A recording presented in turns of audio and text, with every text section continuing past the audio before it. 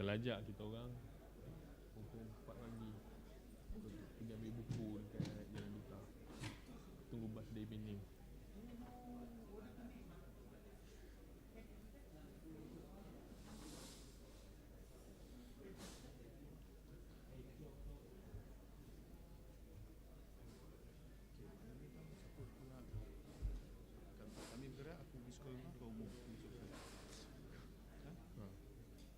Aku nampak je miss call. Miss call je aku ready.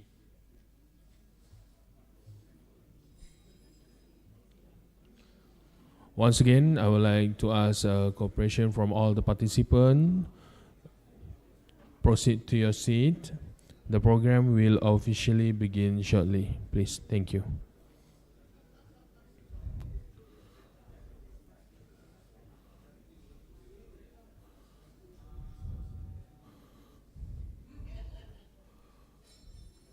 To all participants, kindly proceed to your seat.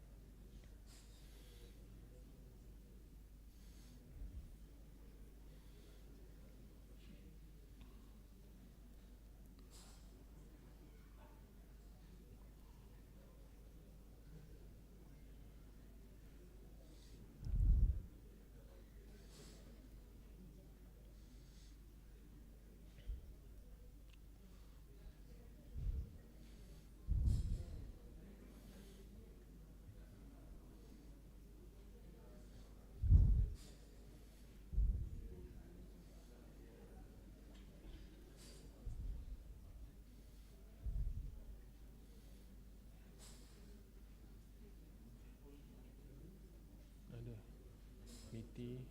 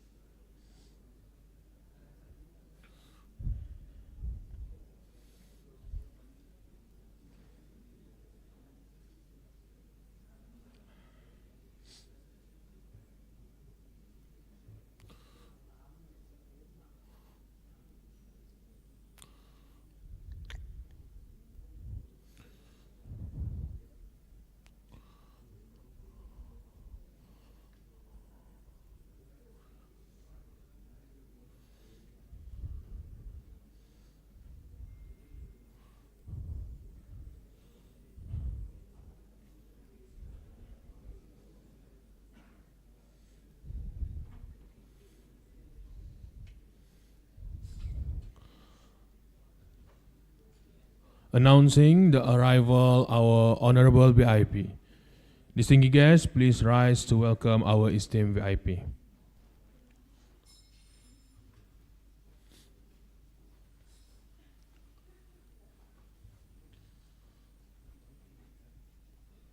Ladies and gentlemen, please join us in singing in the Malaysian and national anthem Negaraku.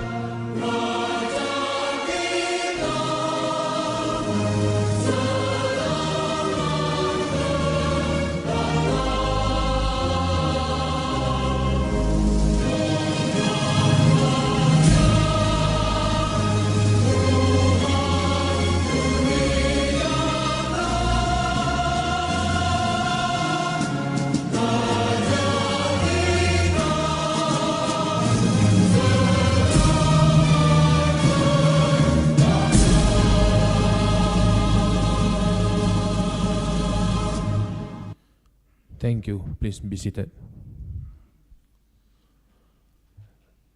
Let us begin this meaningful event with the recitation of Dua. Al-Fatiha.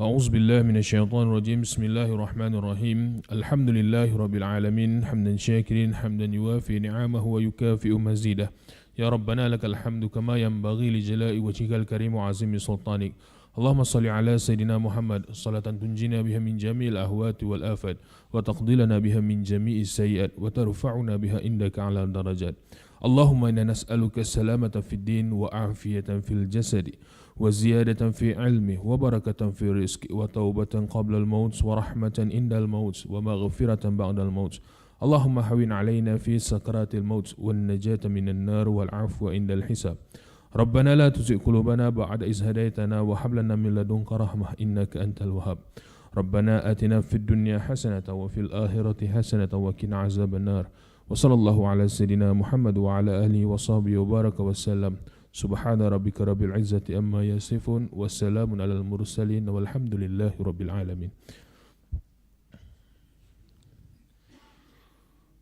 Bismillahirrahmanirrahim. Assalamualaikum warahmatullahi wabarakatuh and very good morning to the Honorable Datuk Seri Haji Samsul Iskandar bin Haji Muhammad Akin, Senior Political Secretary to the Prime Minister, the Honorable Datuk Haji Zainuri bin Datuk Haji Zainal, Political Secretary to Minister of Investment, Trade and Industry, the Honorable Datuk Tun Zalani bin Mat Darus, Political Secretary to Minister of Foreign Affairs, Tuan Muhammad Zamri bin Muhammad Syafiq, Director of Secretariat Majlis Halal Malaysia, Puan Nazihan binti Idris, Assistant Director of Halal Management Department, Jabatan Agama Islam Selangor, Dr. Haji Muhammad Saha bin Madin, President of Malaysian Islamic Chambers of Commerce, Tuan Haji Yahya bin Mat Sahari, Chairman of the Asian Halal Roundtable Dialogue Committee, distinguished representative from the Chambers of Commerce of Asian Member States, esteemed speakers, moderators and panelists, ladies and gentlemen.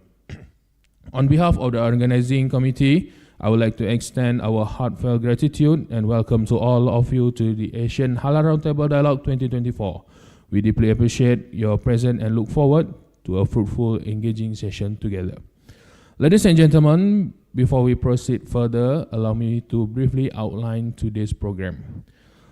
We will begin with the welcoming and opening remarks and followed by the official opening ceremony. This will be followed by two presentations focusing on the potential of the halal industry in Asia and the importance of halal certification. Later, we will proceed with a moderated dialogue session where representatives from Asian Chambers of Commerce will share their insight on challenges, opportunities, and the future of the halal industry. After that, we will conclude the program with the presentation of the Asian Declaration and joint statement, followed by a press conference. We thank you for your active participation in advance. Look forward to engaging and fruitful discussion today. Ladies and gentlemen, let's continue our agenda. It is my pleasure to welcome Tuan Haji Yahya bin Mat Sahari, Chairman of the Asian Halal Roundtable Dialogue Committee, to deliver his opening remark. Please.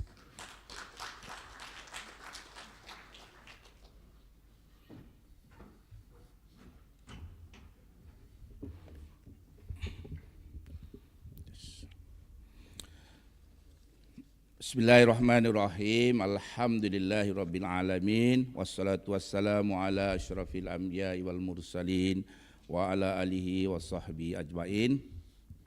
Rabbi shrahli sadri wa yassir amri wahlul 'uqdatam min lisani yafqahu qawli. Assalamualaikum warahmatullahi wabarakatuh. Honorable Datuk Seri Samsul Iskandar Muhammad Akin, Senior Political Secretary to the Prime Minister of Malaysia, distinguished guests, esteemed representative from the Asean Chamber of Commerce and invited countries. Ladies and gentlemen, this is a great privilege and honor to welcome all of you to Asean Halal Roundtable Dialogue organized by Malaysian Islamic Chamber of Commerce.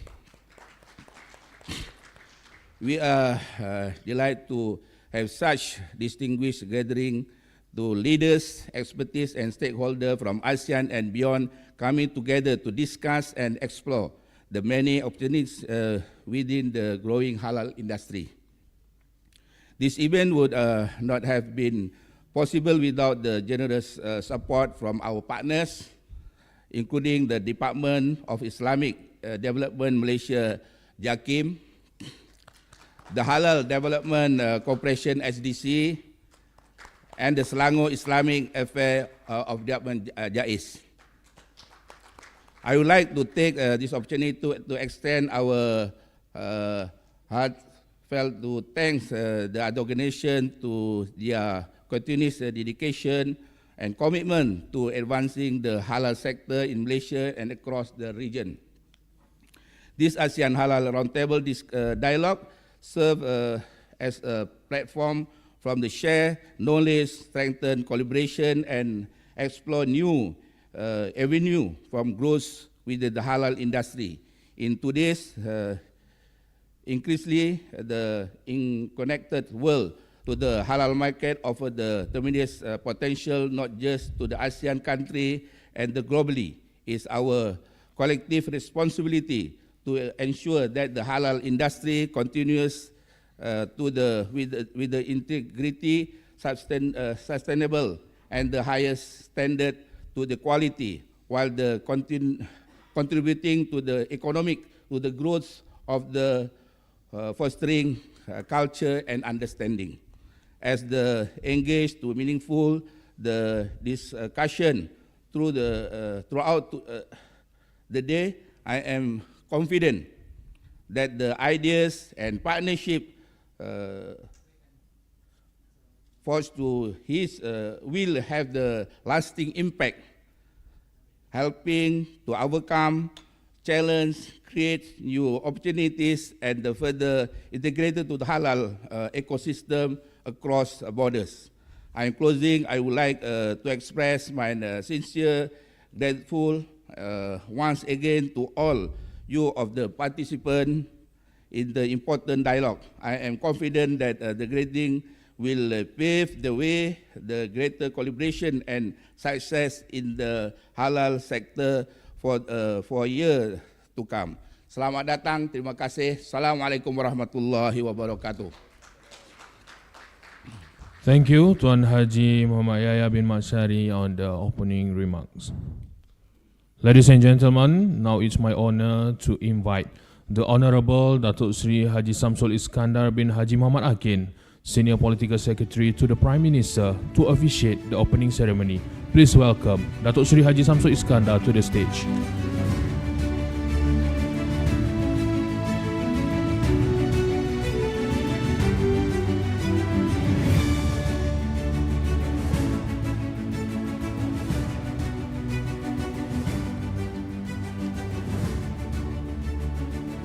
Bismillahirrahmanirrahim. Alhamdulillahirabbil alamin. Wassalatu wassalamu ala asyrafil anbiya'i wal mursalin wa ala alihi wa sahbihi ajma'in. Assalamualaikum warahmatullahi wabarakatuh. Salam Malaysia Madani. Terima kasih saudara pengacara, pengurusi majlis, sahabat saya saudara Datuk Saha, Presiden DPIM, saudara Yaya, pengurusi ASEAN Halal Roundtable Dialogue, rakan-rakan susu politik dan pimpinan dan jawatan kuasa ASEAN Halal Roundtable Dialogue dan seluruh rakan-rakan yang dapat bersama pada pagi ini. Kita memanjatkan rasa syukur kepada Allah SWT yang diberikan kekuatan dan peluang untuk kita sama-sama hadir dalam satu majlis yang diskusi yang sangat penting, kerana ianya berbetulan dengan persiapan Malaysia yang akan mempengerusikan ASEAN pada tahun hadapan. Honoured guests, esteemed representatives from the Chambers of the Commerce and business associations across ASEAN and others invited countries, distinguished speakers, ladies and gentlemen, a very good morning and a warm welcome to the ASEAN Halal Roundtable Dialogue 2024. It is an honor and privilege for me to be here today, and on behalf of the Prime Minister of Malaysia, to extend my heartfelt greetings and wish all of you selamat datang. I would also like to thank each and every one of you for your presence today, as it reflects the growing importance of the halal industry and a testament to our collective commitment to advancing this vital sector. Today's gathering and dialogue and discussion holds great significance as we come together to address the opportunities and challenges in one of the most rapidly growing industries in the global economy, i.e. the halal sector. Over the past few decades, the halal sector has evolved beyond its traditional association with only food and beverages. Today, it encompasses a wide range of industries, including pharmaceuticals, cosmetics, logistics, tourism, and much more in the list. And furthermore, it is worth noting that the halal industry is both inclusive and comprehensive, as it gives a positive impact to the broader community, which include the farmers, the fishermen, micro, small, and medium enterprises, as well as retailers and manufacturers. And this certainly aligns with Malaysia's Madani economic framework and the principle of Maqasid Sharia, which aims to serve every facet of the society. As many of you are aware, Malaysia is deeply committed to this cause, and we are proud of the pioneering role we play in the halal industry. In anticipation of assuming ASEAN Chairmanship in 2025, Malaysian government has announced a slew of initiatives to enhance competitiveness of Malaysia's halal products and services globally. These include, first, the enhancement of the My e-Halal system will be able to reduce processing time for halal certificates, issuance from 30 days to 23 or 15 days. The merger between the Halal Development Corporation Berhad with MATRADE, Malaysia External Trade Development Corporation, which will consolidate development and trade promotion as well as expand the market access through MATRADE's 49 trade offices globally, and introduction of robust financing framework for SMEs in the halal sector, including 1 billion ringgit in government guarantee schemes and various banking facilities. Ladies and gentlemen, the global demand for halal certified products is rising steadily, and this presents ASEAN with a unique opportunity to establish itself as the leading hub for the halal trade, manufacturing, and also services. However, no one country can achieve this vision alone. The success of the halal sector hinges on the strength of regional cooperation, and it is through dialogues like this we can unlock the collective potential of ASEAN. Throughout today's dialogue, I'm pretty sure we'll be discussing critical topics such as the challenges faced by the entrepreneurs when entering ASEAN markets with their halal products, the importance of regulatory coherence, as well as strengthening our collective efforts to ease and expand our market access. One of the key objectives of this roundtable is certainly to explore ways in which we can address the challenges of cross-border trade and certification issues while harmonizing halal standards and practices around ASEAN. By doing so, we can ensure that halal certified products from ASEAN enjoy greater recognition and trust on the global stage. Ladies and gentlemen, as ASEAN prepares for a more prominent role in the global economy, the halal sector stands as one of our most promising avenues for growth. Our shared values of integrity, ethical trade, and inclusivity form the foundation upon which we can build a sustainable and prosperous halal economy. Cooperating with others in goodness is one of the basic rules for any functioning society. When we all work together, There is motivation, enthusiasm, and of course a rise in spirit and wisdom. As mentioned in Surah Al-Ma'idah, verse 2, Bismillahirrahmanirrahim, wa ta'awanu 'alal birri wa taqwa, wa la ta'awanu 'alal ithmi wal 'udwan. Help one another in goodness and piety, but do not cooperate in sin and aggression.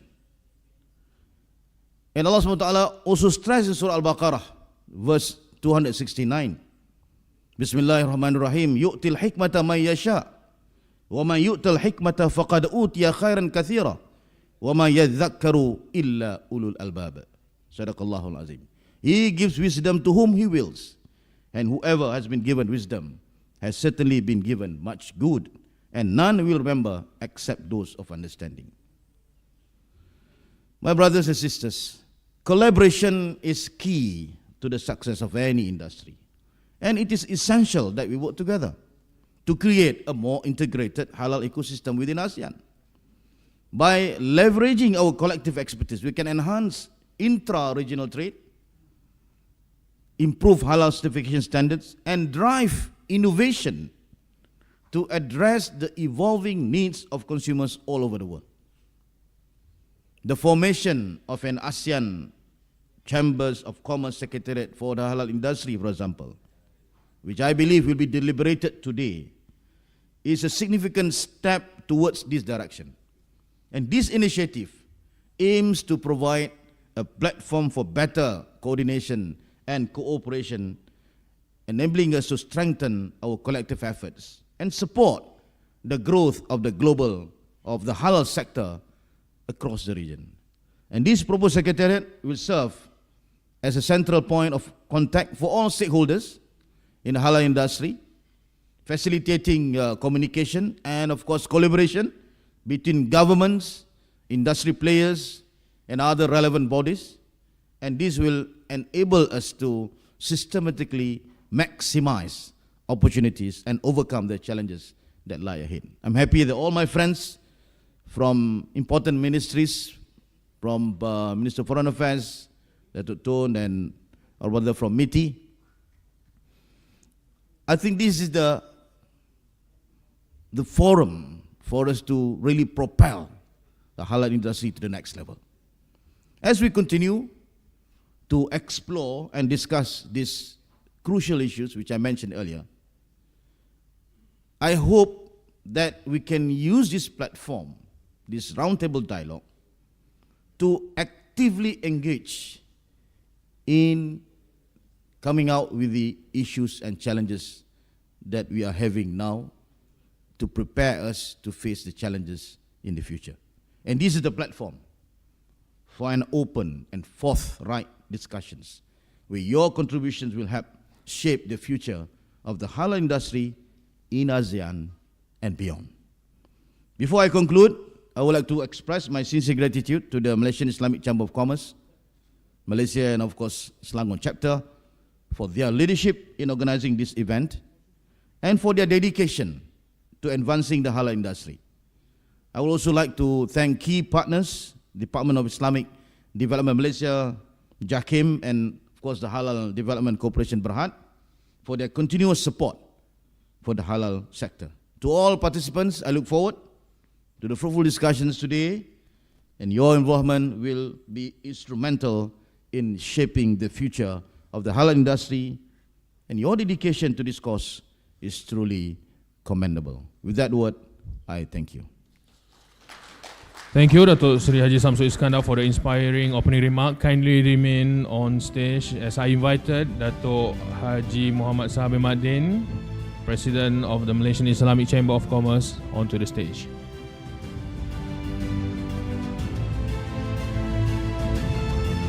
I would like to invite all the political secretary from the MITI and Foreign Affairs also on the stage, please.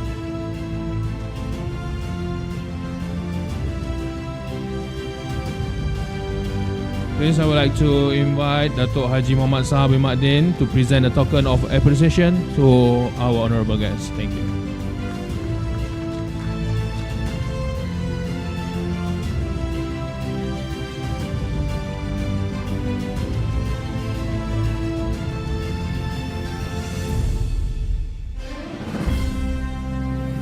Ladies and gentlemen, let's give another round of applause to Datuk Seri Haji Samsul Iskandar and our distinguished guests. Then I would like to invite all the distinguished guests to take a seat. And I would like to invite all the participants, please come forward. Let's have a photo session, please. But please stand up, all the participants, please come forward. We have a group photo session.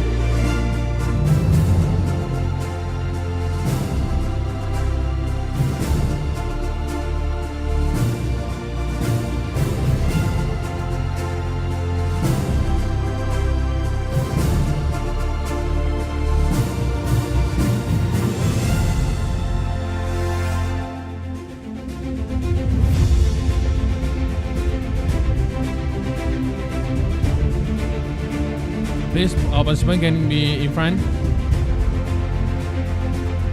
In front also, please.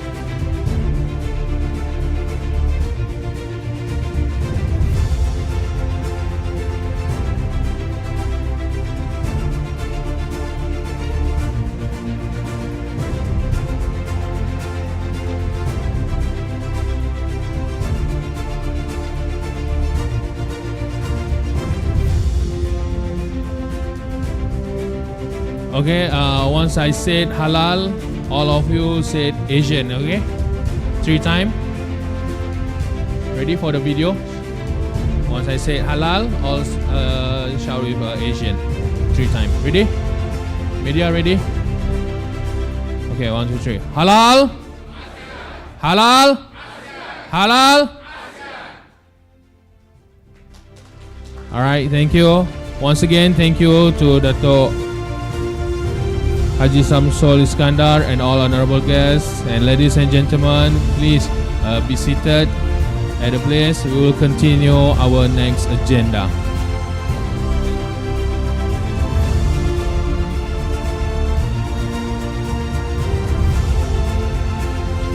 For information, Datuk Seri Haji Samsul Iskandar and the honorable VIPs, we have a representative from all the Asian countries.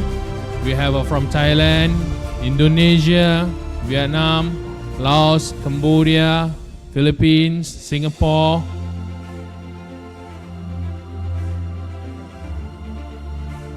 We also have a representative from Turkey. We also have a representative from Bangladesh, Pakistan, and also China. And also from Mongolia.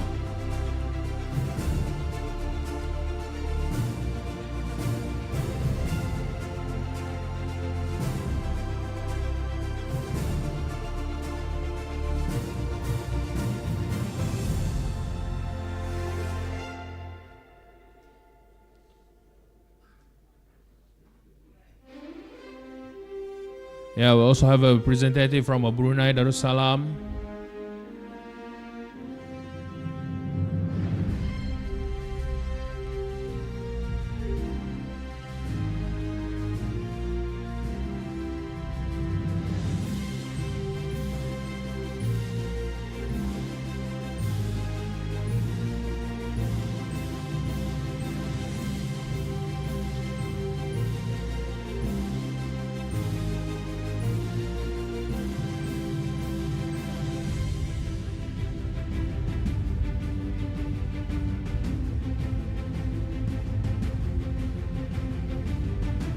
Alright, once again, thank you, Datuk Seri Haji Samsul Iskandar.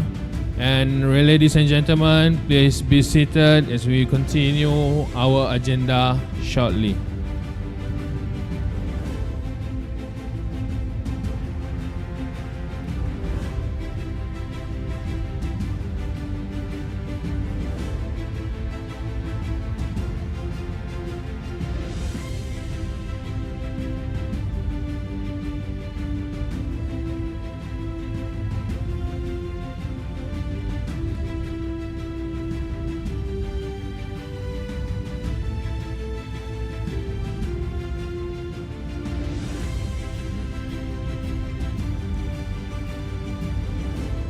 The big appreciation to the Honorable Datuk Haji Zainuri bin Datuk Haji Zainal, Political Secretary to Ministry of Investment, Trade and Industry, And also yang berbahagia Datuk Tun Zalani bin Mat Darus, Political Secretary to Minister of Foreign Affairs.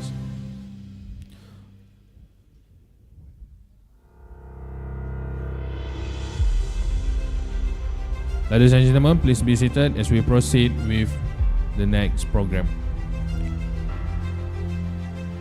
Ladies and gentlemen, we will continue with the presentation. Two presentation from two representatives of the Malaysian. As for now, we start with the presentation about the potential and the future of the halal industry in Asian member states. Next, we are honored to have Mr. Muhammad Romzi Sulaiman, Head of International Cooperation from Halal Development Corporation Berhad HDC, to present on the potential and the future of the halal industry in Asian member states, trends, market growth, and economic impact. Please welcome Mr. Muhammad Romzi Sulaiman.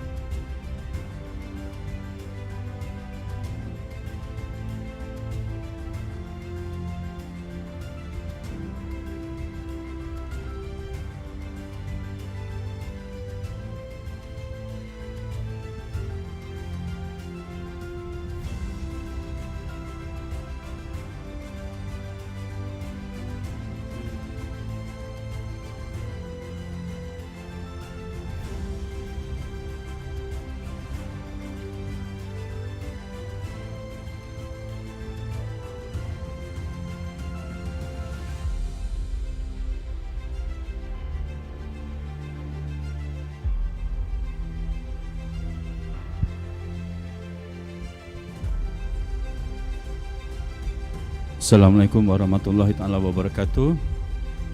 Very good morning. I think while waiting for the slides to be displayed, I will just proceed first, and I would like to welcome all delegates to today's ASEAN Halal Roundtable Dialogue, and also to all participants from not only from Malaysia but also from other ASEAN member states. Welcome to Kuala Lumpur, Pacific, and Malaysia. Yeah. And on behalf of the organization Halal Development Corporation Berhad HDC, I would like to thank the organizer for having HDC to be one of the speakers for today's session.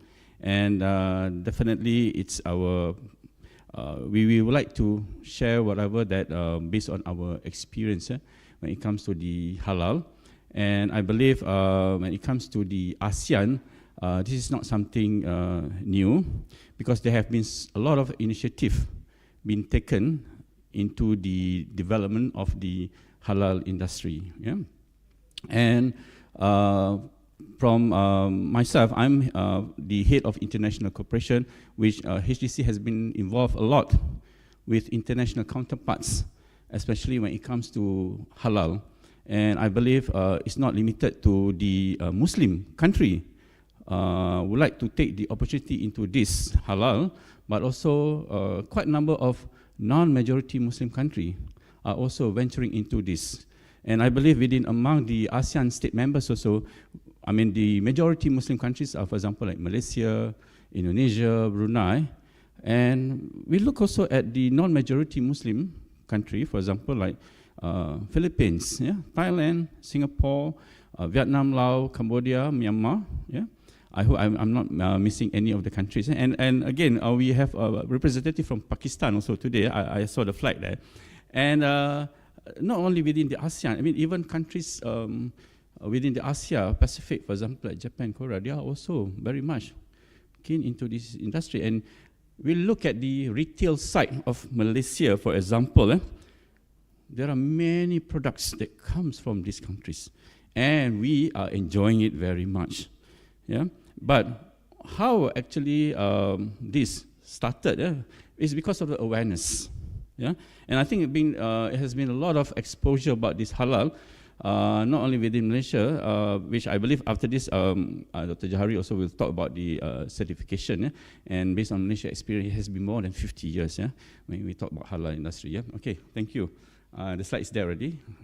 Next, please. Okay, and when we talk about halal, of course, the focus is more on the food and beverages. But again, because of the diversification of this industry, it actually emerged and evolved on other sectors also. And one of the elements that we should not forget is the halal ingredients. Yeah, because in whatever manufacturing, when you have food and beverages, even you have personal care and cosmetic, you will have ingredient as part of it. So, in Malaysia perspective, after food and beverages, halal ingredient is next. But of course, we do have other sectors like pharmaceutical and personal care, and also we have pharmaceutical, palm oil, and industrial chemical. So all these are making up of the overall industry of halal in Malaysia. But again, people always talk about F&B. That's number one. But even if you are in F&B also, it's very competitive. You need to know what are the niche that you wanted to venture into. But of course, that is number one. In fact, when it comes to consumer, we always talk about food. Yeah? Even if we travel anywhere also, any parts of the world, it's always about F&B. Yeah? And next, please. Next slide, please. Let's look at the gap and opportunity of global halal economy. Again, what we looking at is how can this be looked into the opportunity for ASEAN state members to explore further. Yeah? And I believe the demand and supply. Demand is there, but supply is still not meeting. But we look at the global perspective, quite a number of non-majority Muslim countries are producing. For example, like when it comes to meat, it comes from the Australia, for example. When it comes to poultry, it comes from the Brazil. Thank you. Yeah. And of course, like our neighbor, Thailand, you have a lot of commodities there.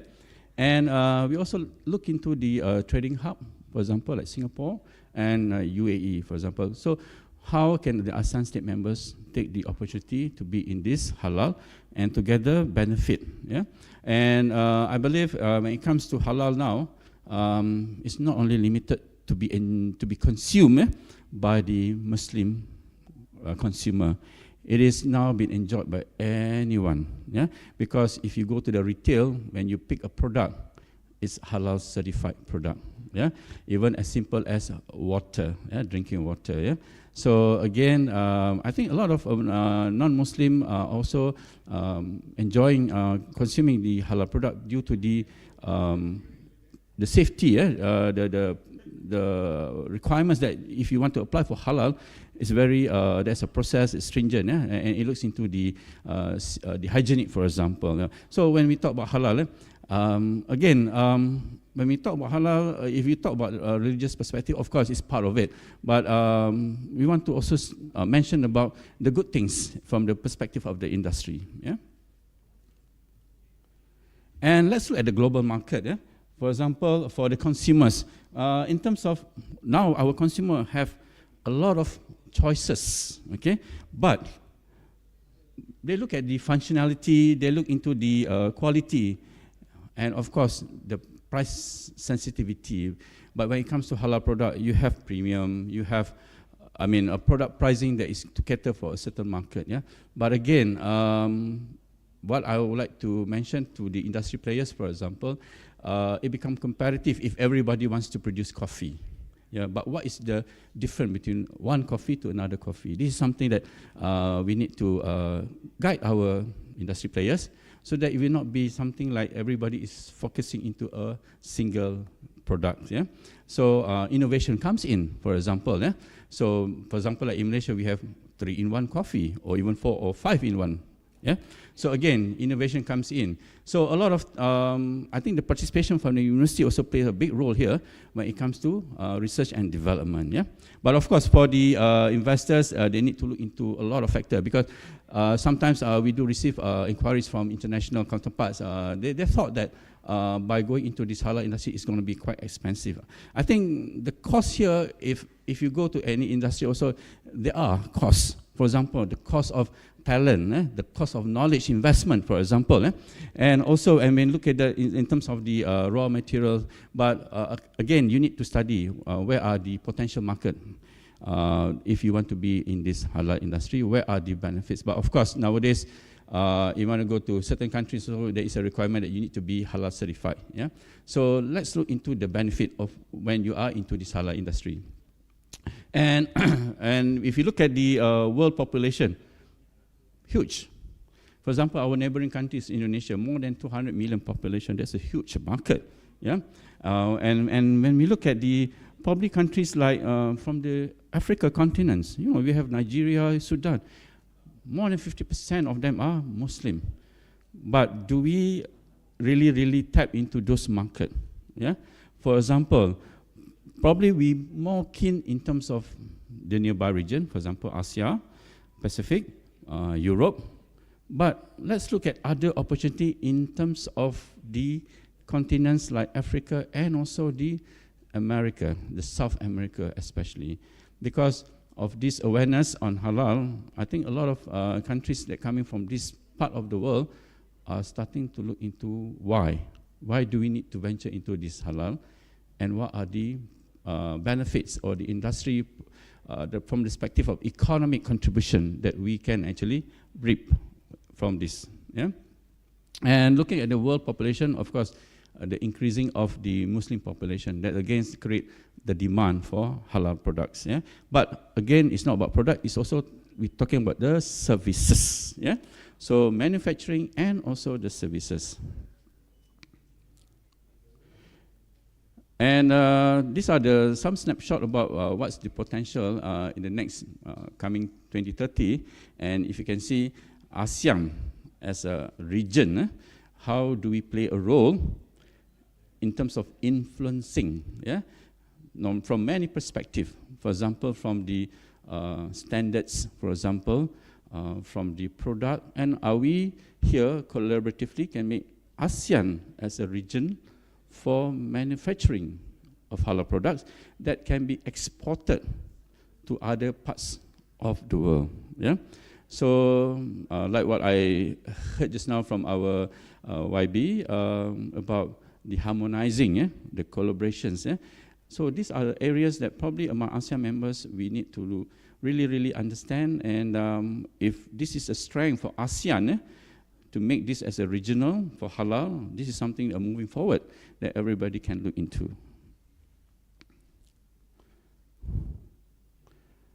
But again, like what I mentioned earlier, it's not limited to the manufacturing, but let's look into the services. Okay, how can actually each of the ASEAN state members benefit from the services perspective? Yeah. In fact, I actually went around and, sorry, if I were to name a few of these countries, just to make an example, nothing not to promoting specific because I'm in Malaysia now, yeah. But there are also, when I go around in the city, I saw some of the retailers that promote a certain country brand, yeah. For example, like Thailand, yeah. You have a shop here that promote your Thailand products, yeah. And knowing that for Malaysia, of course we call Malaysia truly Asia, we have everything here in this country. So whatever products that comes into Malaysia is enjoyed by everyone.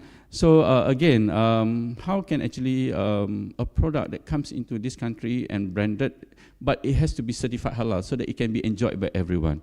So this is something that probably if you cross to another country, if let's say you go to, again I mentioned about Thailand, yeah?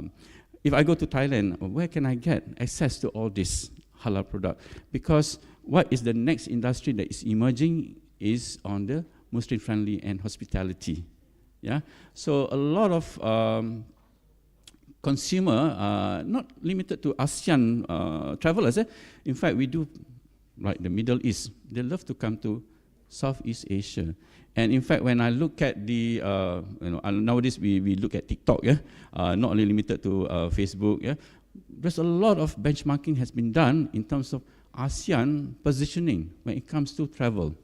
Yeah.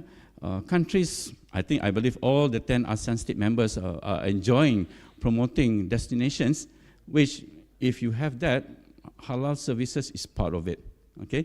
Because you want to ensure when people go to the country, You would not want to eat burger, for example. You want to eat something which is authentic of that particular country. So this is something why halal comes in. When you have this product to be certified halal, you are actually allowing more people to enjoy your products and services. Yeah.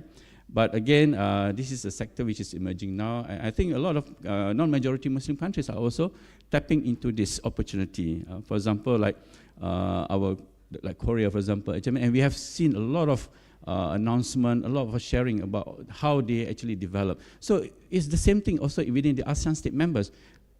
We can do the same thing, but you need to create more impact. For example, shout loud. For example, what you have, what you can offer when it comes to the halal industry, and do not limit it to within your own country, but expand it beyond. Yeah, like how did other countries are doing, and when they penetrate into this region. So we also can do the same thing, penetrating into different markets of the world. Yeah, but again, this is something. If ASEAN state members, it has to be collective effort. Yeah. And from the Malaysia perspective, this is something that we look at in terms of the halal ecosystem. And of course, there's a component which, when it comes to ecosystem, is not limited to the government stakeholders alone. We need also support from the industry players. Yeah, how can we help the SMEs? Is always becoming a topic. So again, goes back to a respective country. How can we help our SMEs to grow, for example? Yeah. And we also need academician side to be part of this. Why? Because they are the one that produce the talent. Without talent, how do we sustain the growth of this industry? You need people to always be there to continuously expand, yeah? Sharing the knowledge, create a talent that actually can move this industry forward, becomes the, for example, like the auditors, yeah? We need more of this talent to be developed. Yeah, so that's why the role of higher institutions is very important here. Yeah, and when we look also at the other sectors in terms of the integrity, again, when it comes to halal, you need to have the integrity. Yeah, but of course, bottom line, development. So let's do it together. And in terms of preparing your business, yeah, in terms of the knowledge needs, you know, how you want to develop, as what I mentioned just now, how can we develop our SMEs to be more champion? Yeah? And also, when we look at the products, the branding, okay, branding is very powerful nowadays. Yeah? And of course, when it comes to certification, and beside that, you need digital. Nowadays, after COVID, everything is on digital. You order everything on digital.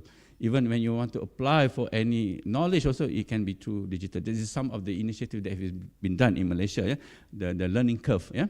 And also, when we look at the what's next, let's go not only focus within your country, go beyond. Yeah? Some snapshots about Malaysia Halal Export. Again, this is something that probably back to the respective country. In Malaysia, we do have this halal statistics, the export value, in the source of coming from our Department of Statistics Malaysia.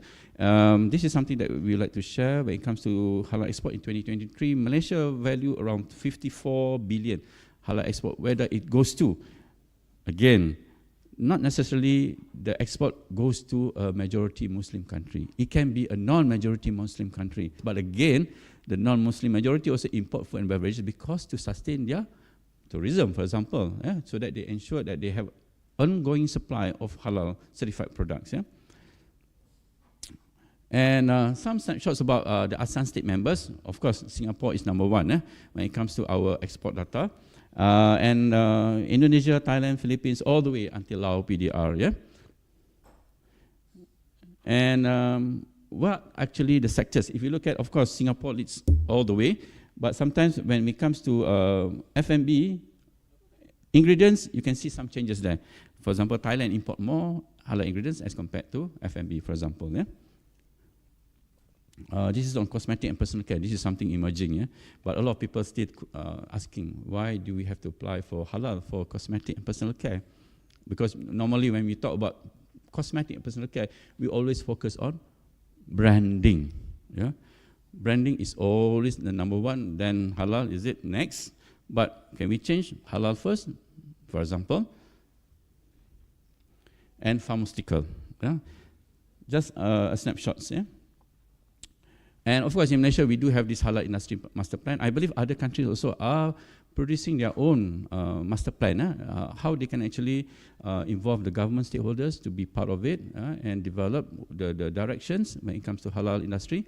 And of course, for the summary of this information, you can go to our website at www.hdcglobal.com to see what are some of the summary when it comes to halal industry master plan. And in terms of the business facilitation framework, again, when we look at how can we help the whole country in terms of the what are the opportunities that we should focus, and of course when it comes to the programs that we have, again in Malaysia it's not only HDC alone that promote halal, it cut across with various other agencies, so the works it's not by one organization itself. So again, back to other countries also, probably you need to look at, is it only a single government entity that looks into halal, or it cut across from a various perspective,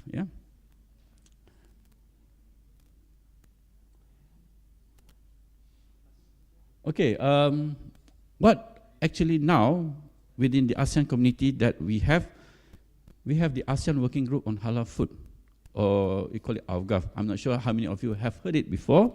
We also have the platform for the Indonesia, Malaysia, Thailand Growth Triangle, IMTGT, and also we have the Brunei Darussalam, Indonesia, Malaysia, Philippines, East ASEAN Growth Area, BIMYAGA.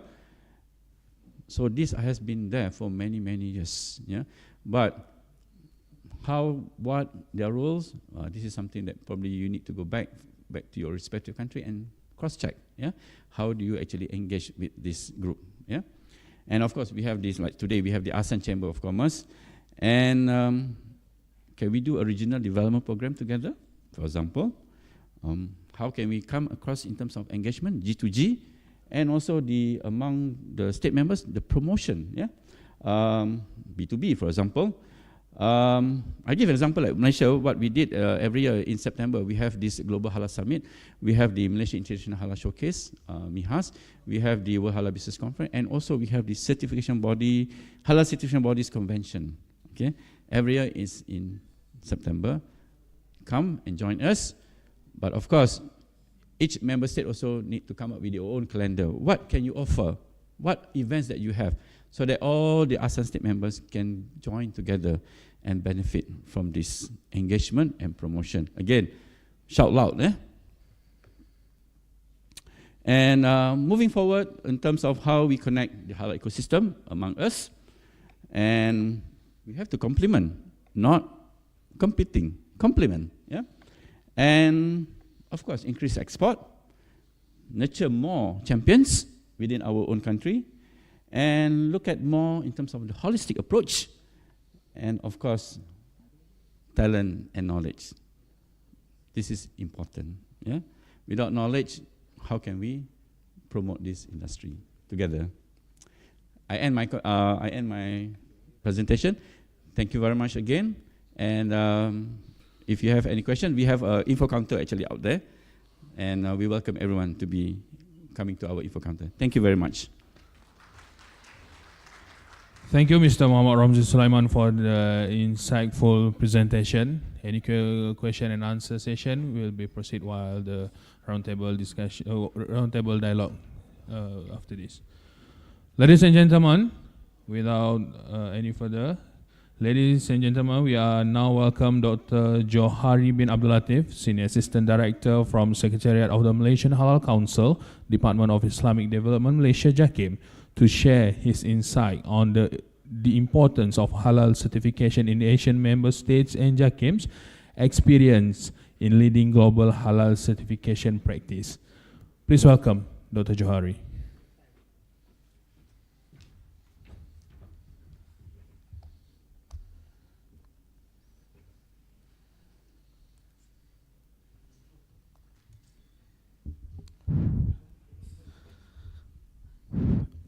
Bismillahirrahmanirrahim. Alhamdulillahirabbil alamin. Wassalatu wassalamu ala asyrafil anbiya wal mursalin wa ala alihi washabbihi ajma'in. Qala rabbi shrah li sadri wa yassir li amri wa hlul 'uqdatam min lisani yafqahu qawli. Qala Rasulullah sallallahu alaihi wasallam. Bismillahirrahmanirrahim. First of all, thank you very much to the organizer for having Jakim for this event. Sorry.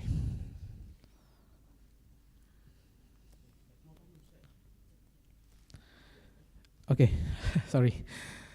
Actually, the task given to me from the organizer is to discuss related to the Jakim experience in leading global halal certification and practices across the countries. Once again, thank you very much to the organizer. Okay, before I go further, let me discuss a little bit on the history on Jakim itself. Actually, part of the Jakim establishment, we do have the activities on halal certification started since 1917, and previously the establishment of Jakim itself as a secretariat for the National Council of the Islamic Religious Affairs of Malaysia, or what we call MKI, since 17 October 1968. It's based on the Jakim establishment is based on the Conference of Rulers or Majlis Raja-Rajas at the first that decided that there was a need for the Islamic body to mobilize the affair and sustain the progress of Muslim in Malaysia. That's how we begin. In terms of the management on the anything related to the Muslim in Malaysia, and part of it is we do the halal certification activities in Malaysia. So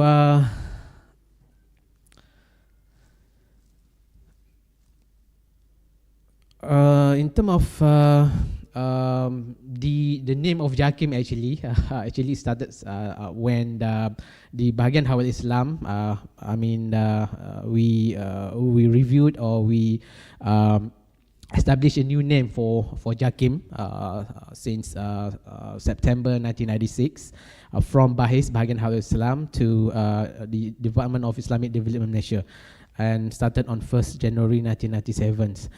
And in terms of the halal certification activities, Jakim and also the State Religious Authority are the competent authority which is representing the Malaysian government in implementing the halal certification in the country, and appointed by the government through the Trade Restriction Act or Trade Restriction Order 2011. So that's how we, being appointed, we giving the power to manage this halal certification activities, or to manage the halal certification activities in Malaysia through the Trade Restriction Order 2011. And also, I go to the evolution of the Malaysian halal logo. So let me touch a bit on the history of the Malaysian certification, and also some of the evolution of Malaysian halal logo. We can see here in beginning in 1994, the halal confirmation was given to the form of certificate with the halal logo. So the beginning of the use of halal logo in Malaysia started in 1994, and the evolution also began in 1st September 2002. The government decided that the halal certification activity and so on related to the halal certification conducted by Jakim, Food and Islamic Consumer Product Division. We established a new division at Jakim at that time, and we also have the second logo. And the third logo is the what is being remained until now, that we use the a new halal logo. And this halal logo, actually, we already registered in the 5 countries that can be used for every applicant to apply for halal certification, that when they are approved by Jakim, so they can use this logo to their product or services in terms of after they got the halal certification by the Jakim or the State Religious Authority. That's the history of the evolution of the halal logo. Now we go to the framework of Malaysia. Based on the research, There are about 371 agencies actually related to the or engaged or involved in the halal certification or any related certification and services in Malaysia. So JAKIM initiated coordination and harmonization and functioned as the secretariat between all of the state office through its multidisciplinary engagement in many fields and different government and trade association and diverse stakeholders. So in terms of the agencies, we have the we have the good engagement between ministry and also the authority of halal authority in Malaysia. So in terms of the job scope, in terms of our business, in terms of halal certification or related activities, we do have the certification, the establishment of standards, the technology, human capitals, legislation, fund, and also the industry development. That's the framework of halal circulation actually what do we have in Malaysia nowadays. So I go to the another structure. Actually in Malaysia we do have the Halal Industry Development Council now being secretaried by HDC. Here we have my colleague just now. They are manage or do this secretariat for this Majlis Pembangunan Industri Halal or Industri Halal Development Council. Previously, its name is the Malaysia Halal Council. Actually, this council being chaired by the Deputy of Prime Minister of Malaysia. So the function is the advisor to the government in halal industry matters and act as the national council to consider, endorse, and monitor the implementation of policies relevant to the development of the halal industry within the socio-economic development and frameworks. So that's the top levels, but we also at JAKIM, we have the our own committee actually related to the to determine the policies. We have the Malaysia Halal Certification Advisory Committee. We do have the Malaysia Halal Certification Steering Committee in terms of to discuss on technical issues and coordination of Malaysia Halal Certification with the state authority. And also we have the Malaysia Halal Certification Verification Committee function to evaluate and making decision for Malaysia Halal Certification application. And another one is the International Halal Recognition Verification Community. Part of the our business in certified the applicant who apply for halal certification in terms of product and services. We also engage with the recognition process to the foreign halal certification bodies all over the world. As you know, I think now it's around 88 foreign halal certification bodies from 49 countries. It's already been recognized by JAKIM from so many countries. That's the frameworks for the committee and the how we engage or develop our policies. Okay, I go to the next slide. Sorry.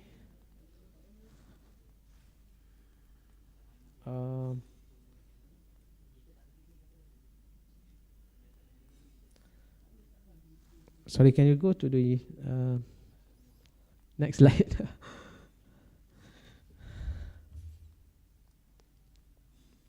I don't know what happened.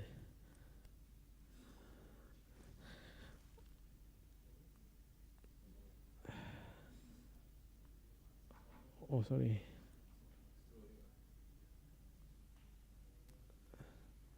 Oh, sorry.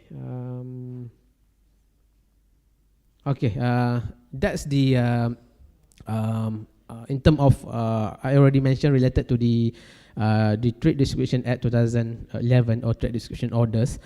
There are discussed that these two orders have been subsidiary law were enacted to empowering the halal management in Malaysia in terms of JAKIM and also State Religious Authority appoint as the halal competent authority to manage to or to in term of to manage in term of the halal certification activities in Malaysia. This accordingly to the Trade Restriction Act or Trade Restriction Order and Regulation. Okay, next. I will touch a little bit on roles of JAKIM as a certification bodies to scale up the halal. That is our experience. In terms of, I already mentioned related to the our business in terms of to certify the product and services. Now we have the a few schemes that we already open for industry to apply for halal certification. For example, we have halal foods, halal food premise, halal consumer goods, cosmetics, slaughterhouse, pharmaceuticals. We will also have the logistics, OEM, origin equipment manufacturing, and also the medical device product. That's the industry can apply for halal certification. And we do have the foreign halal certification bodies recognitions, and we also conduct the approval. That's the joint audit between Department of Veterinary Services and also JAKIM to approve some of the abattoir or slaughterhouse from overseas who want to enter to the Malaysia market. So then we also conduct the assessment for this kind of the approval for the establishment or slaughterhouse. And that's some of, we also have some initiative in terms of halal certification and recognitions. And JAKIM also established a new section in terms of to recognize some of the workers, talent, or personnel in terms of works or engage with the halal activities or industry in Malaysia. We have the Halal Professional Board. We recognize some of the training providers, halal executive, and also halal trainer. And we do establish a few models in terms of for training in terms of to recognize, meaning the personnel who want to get the recognition, they need to go some models which is already been established by JAKIM in terms of there are a training and also some exam they need to attend. That if they pass, then this committee will recognize them as the halal expert or something like that. All right. We also have the strategic partner like MIHA and also Halal International Technology Centers in terms to cater or to engage to any related system which is involved in halal supply chain or anything related to the halal certification activities in terms of system. And under IHAB, we also have IHAB. Actually, I lead this section, International Halal Authority Board, meaning we recognize the foreign halal certification bodies who want to get Malaysia recognition. Of course, there are a few criteria need to be fulfilled by the foreign halal certification bodies before they get Malaysia recognition, our JAKIM recognition. For example, the establishment, the strength, the foreign halal certification body must have the full strength, have the halal committees, halal auditors, technical and sharia, for example, and also they need to have the system and also some of involved in the CSR, corporate social responsibility, zakat, and so on. That's the idea of procedures or requirement to be fulfilled by the foreign halal certification body if they want to get Malaysia recognition. And also we have HIRA in terms of research and or R&Ds. And part of the JAKIM, managed in terms of halal activities and so on. So we are being mandated by the government of Malaysia. Actually, it's under previous Malaysia Halal Council previously mandate JAKIM to establish the National Halal Policy, atau Dasar Halal Negara. So I need to mention here we have our team here with the University of Malaya. Allow me, the secretariat, that we just ask all the participants to fill in the questionnaire form, because we want to get any related information that in terms of to develop, to establish a new dasar halal negara for Malaysia. Actually now JAKIMS with the University of Malaya, now we are engaged, then we try to establish and develop a new halal policies for Malaysia. We asked some of our colleagues here to pass the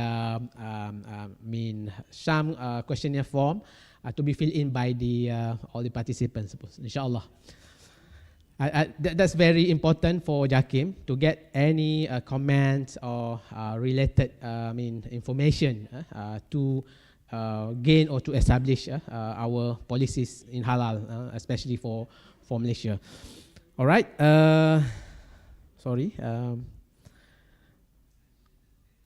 That's the scheme, nice scheme for halal certification that we offer for the industry. I think some of you or all of you have already know related to the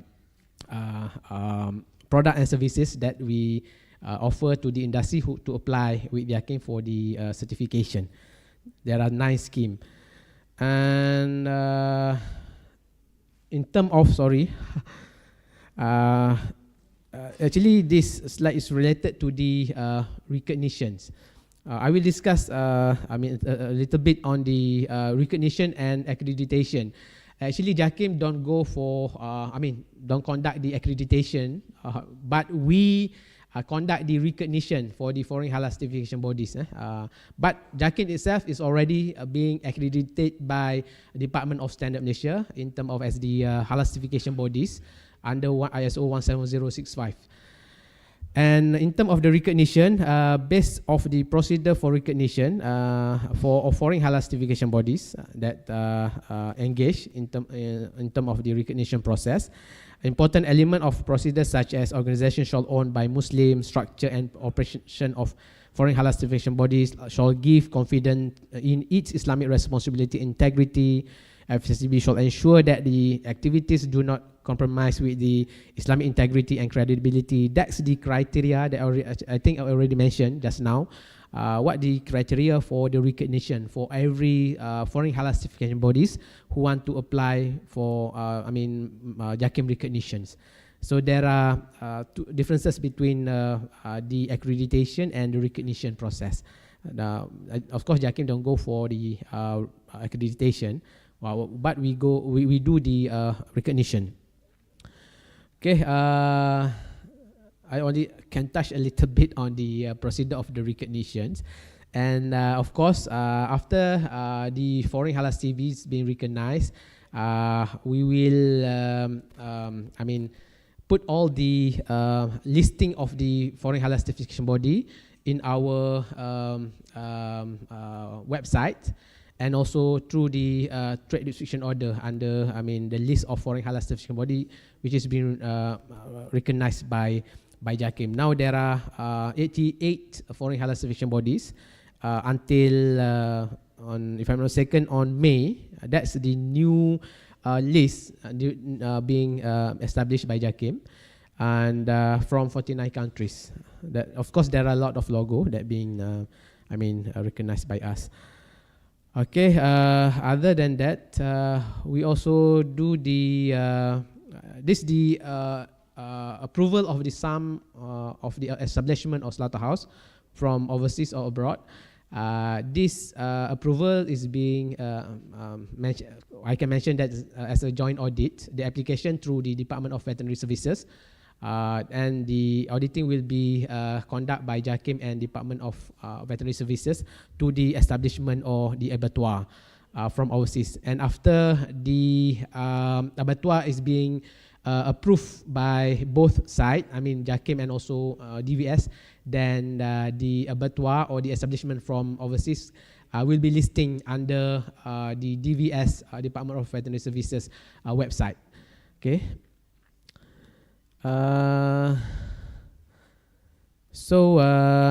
And also in terms of standard, we are now we have 8 standards, which is we engage or involve in halal certification.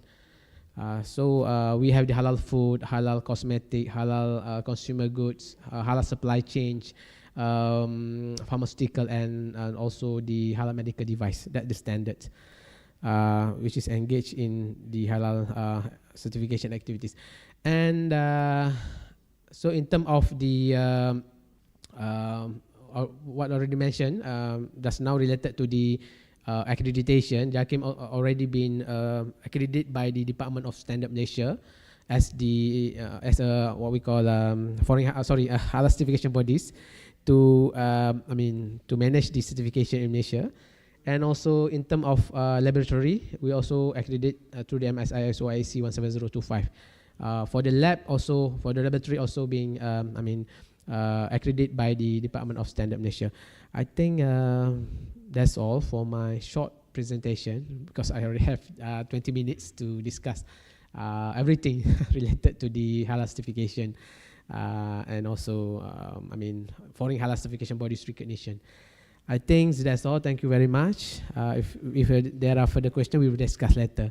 Actually, Jakim also have the booth outside that maybe if you have any question related, so we can discuss inside or outside, inshallah. Thank you very much. Assalamualaikum warahmatullahi wabarakatuh.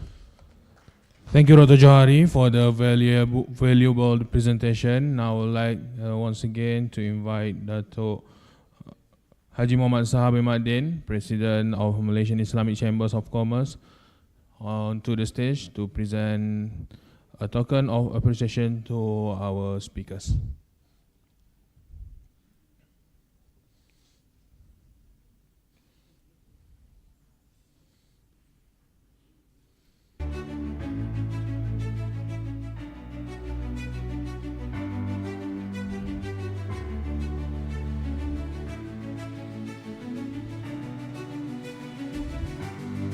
First, I would like to invite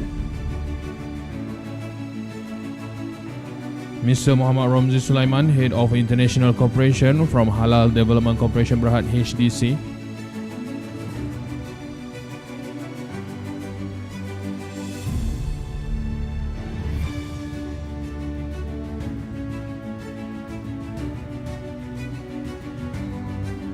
Then please, Dr. Johari bin Abdul Latif, Senior Assistant Director from the Secretariat of the Malaysian Halal Council, Department of Islamic Development Malaysia, Jakim.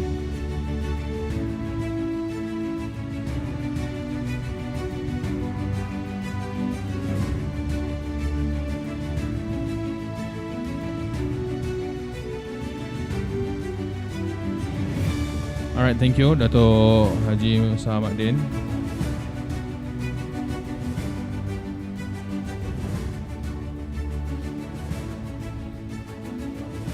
Ladies and gentlemen, we now proceed to the dialogue and discussion session, moderated by Dato' Khairul Syaril Hamzah, Supreme Council, members of the Malaysian Islamic Chambers of Commerce. This session will explore issues, challenges, and opportunities in the halal industry, with active participation from representatives of Asian Chambers of Commerce. Please welcome Dato' Khairul Syaril Hamzah to moderate this session. Dato', the floor is yours. Thank you. Bismillahirrahmanirrahim. Allahumma salli ala sayyidina Muhammad wa ala alihi wa sallam. Qala rabbi shrah li sadri wa yassir li amri wahlul 'uqdatam min lisani yafqahu qawli. Assalamualaikum and very good morning everyone. So still fresh? Okay. So I wish to welcome all of you to the Asean Halal Roundtable Dialogue, and for those coming from outside Malaysia, welcome to Malaysia, and visit Malaysia, enjoy Malaysia. All right. Okay.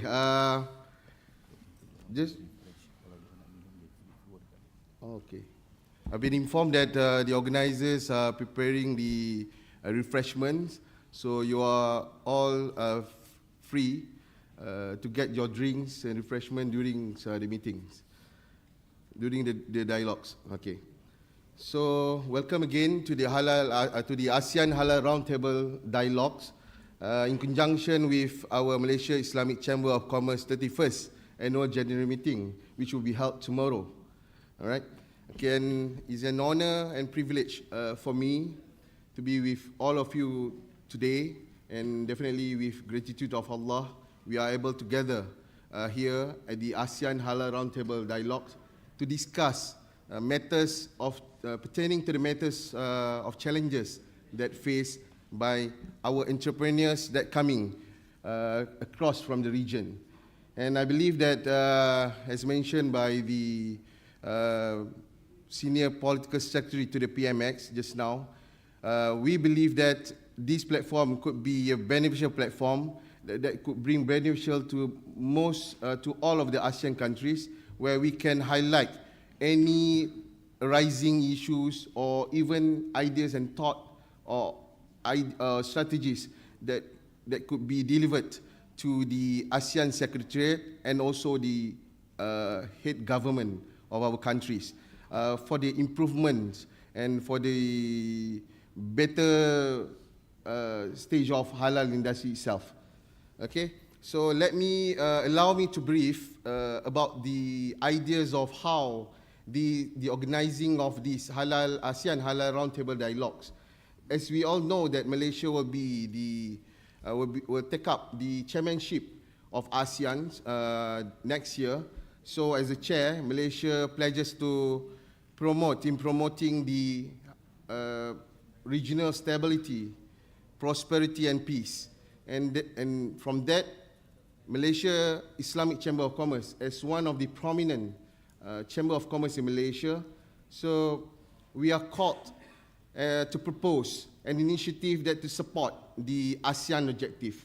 So with that, the idea being mooted, and with humble request and appeal, so we hope that MIC or Malaysia Islamic Chamber of Commerce will be able to spearhead this initiative, definitely with the backing of all of you chambers of commerce that are coming from across the regions. And any thought, definitely, as I mentioned earlier, any thought of strategies, ideas from this dialogue, that made from the dialogue, will be conveyed and delivered to the ASEAN Secretariat and also the all country heads, inshallah. So before I start, allow me to, I guess it's good to know each other, right? So as ASEAN coming from 10 countries, so most of the countries are here. And then I guess it's good for us to get to know each other. So I will go round table maybe from here. So just introduce yourself, a very quick one, by introduce your name, your organization and country, please, from my side. Assalamualaikum warahmatullahi wabarakatuh. My name is Anwar. I'm the Strategy Director for MICC Selangor Chapter.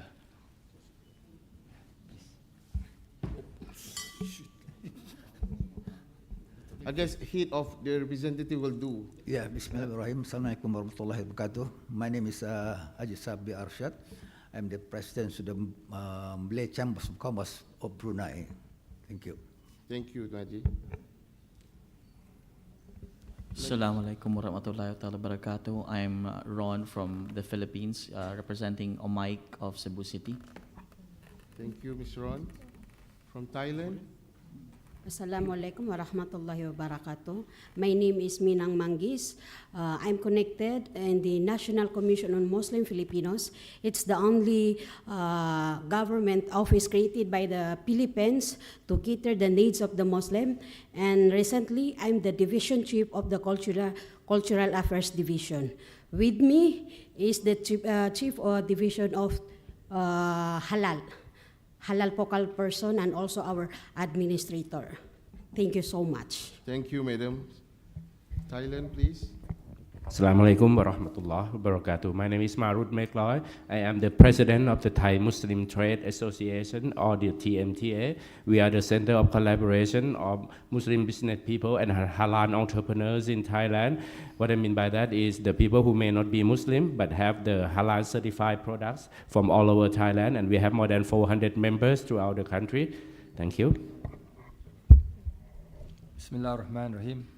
My name is Dato Seri Haji Muhammad Nazir Mir Aslam. I am from Malaysian Pakistani Business Chamber.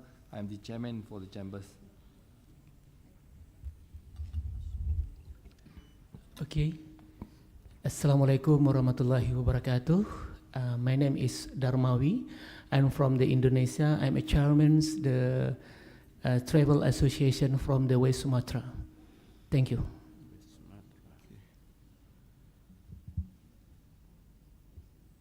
From here, Singapore? From China. Oh, I'm sorry.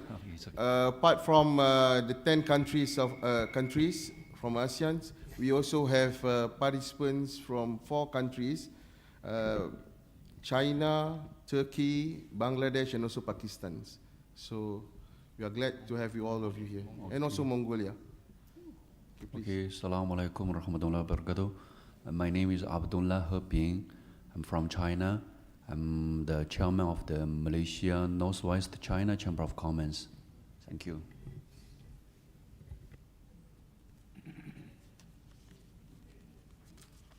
Assalamualaikum warahmatullahi wabarakatuh. My name is Yasin Uzundemir. I am from Turkey. I am Müsiat Vice President. Thank you.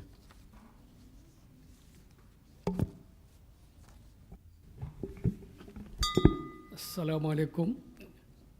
My name is Muhammad Delwar Hussain. I am from Bangladesh. My organization is Lanka Murni Srinyan Barhad. Assalamualaikum. My name is Nguyễn Thị Ngọc Mai. You call me Mai. I'm a committee member of Malaysia Vietnam Business Council.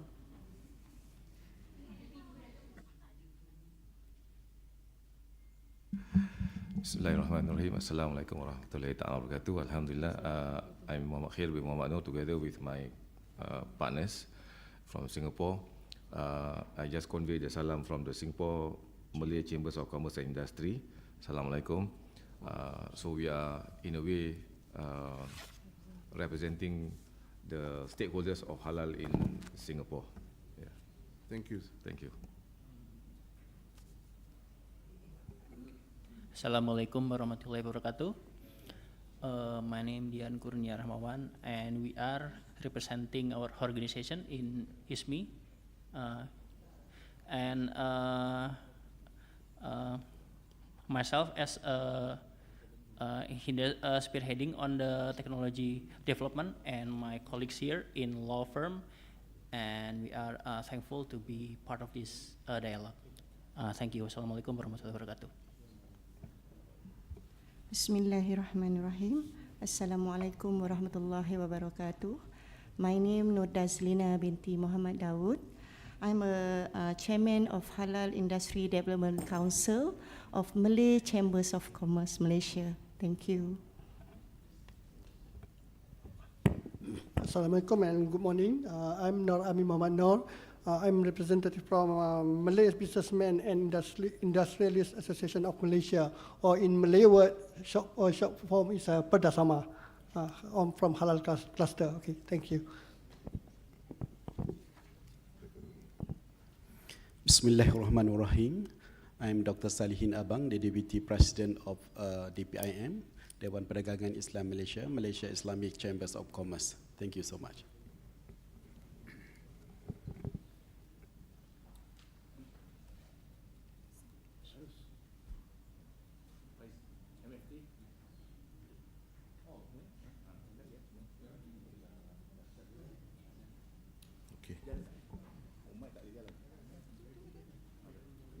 Okay, thanks for the introductions. I believe we could start with our dialogue. So, but before that, apologize for not addressing our beloved supported with us today. Also, representative from Malaysia Department of Islamic Development, Malaysia, JAKIM. And also with us today is from Halal Development Corporation, and with two of them is also from the Islamic Religious Department of Selangor. So thanks for supporting this program.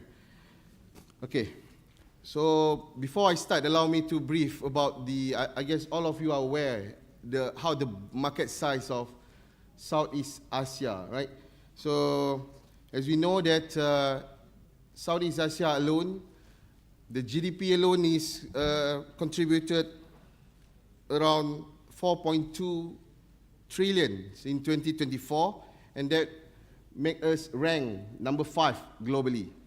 So, and in terms of Muslim populations in Southeast Asia, the numbers of Muslim population alone coming from these 10 countries contributed more than 280 million.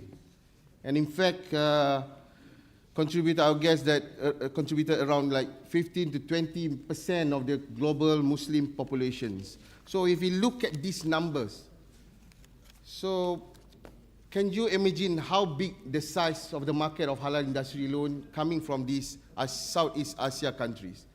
So let us not to forget that by focusing only on these region markets, we could definitely create many prosperity to our businesses, right?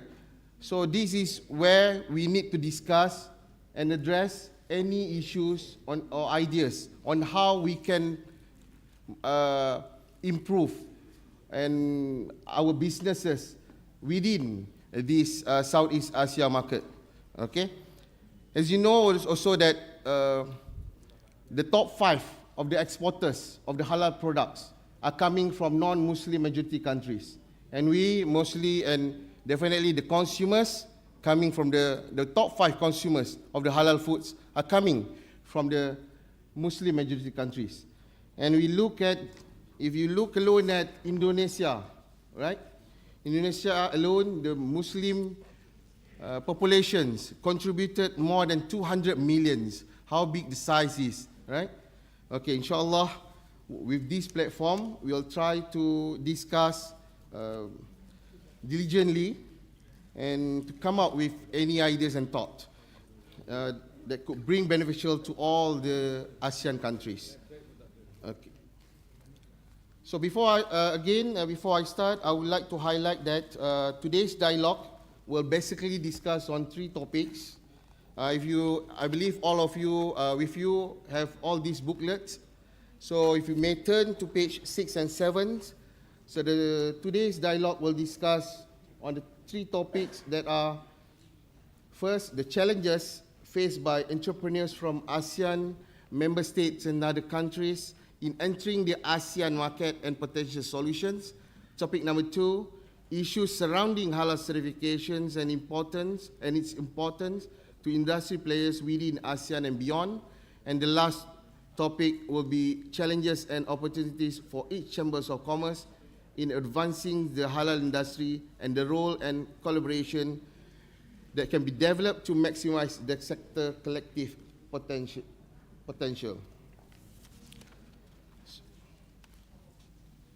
So throughout this session, I hope that everyone will engage in dynamic conversation and how we can overcome barriers such as certification differences, market entry barriers, market entry strategies, consumers' behaviors, and supply chains complexities. So everyone is invited to provide ideas and comment, but keep it basics and allow the floor to respond.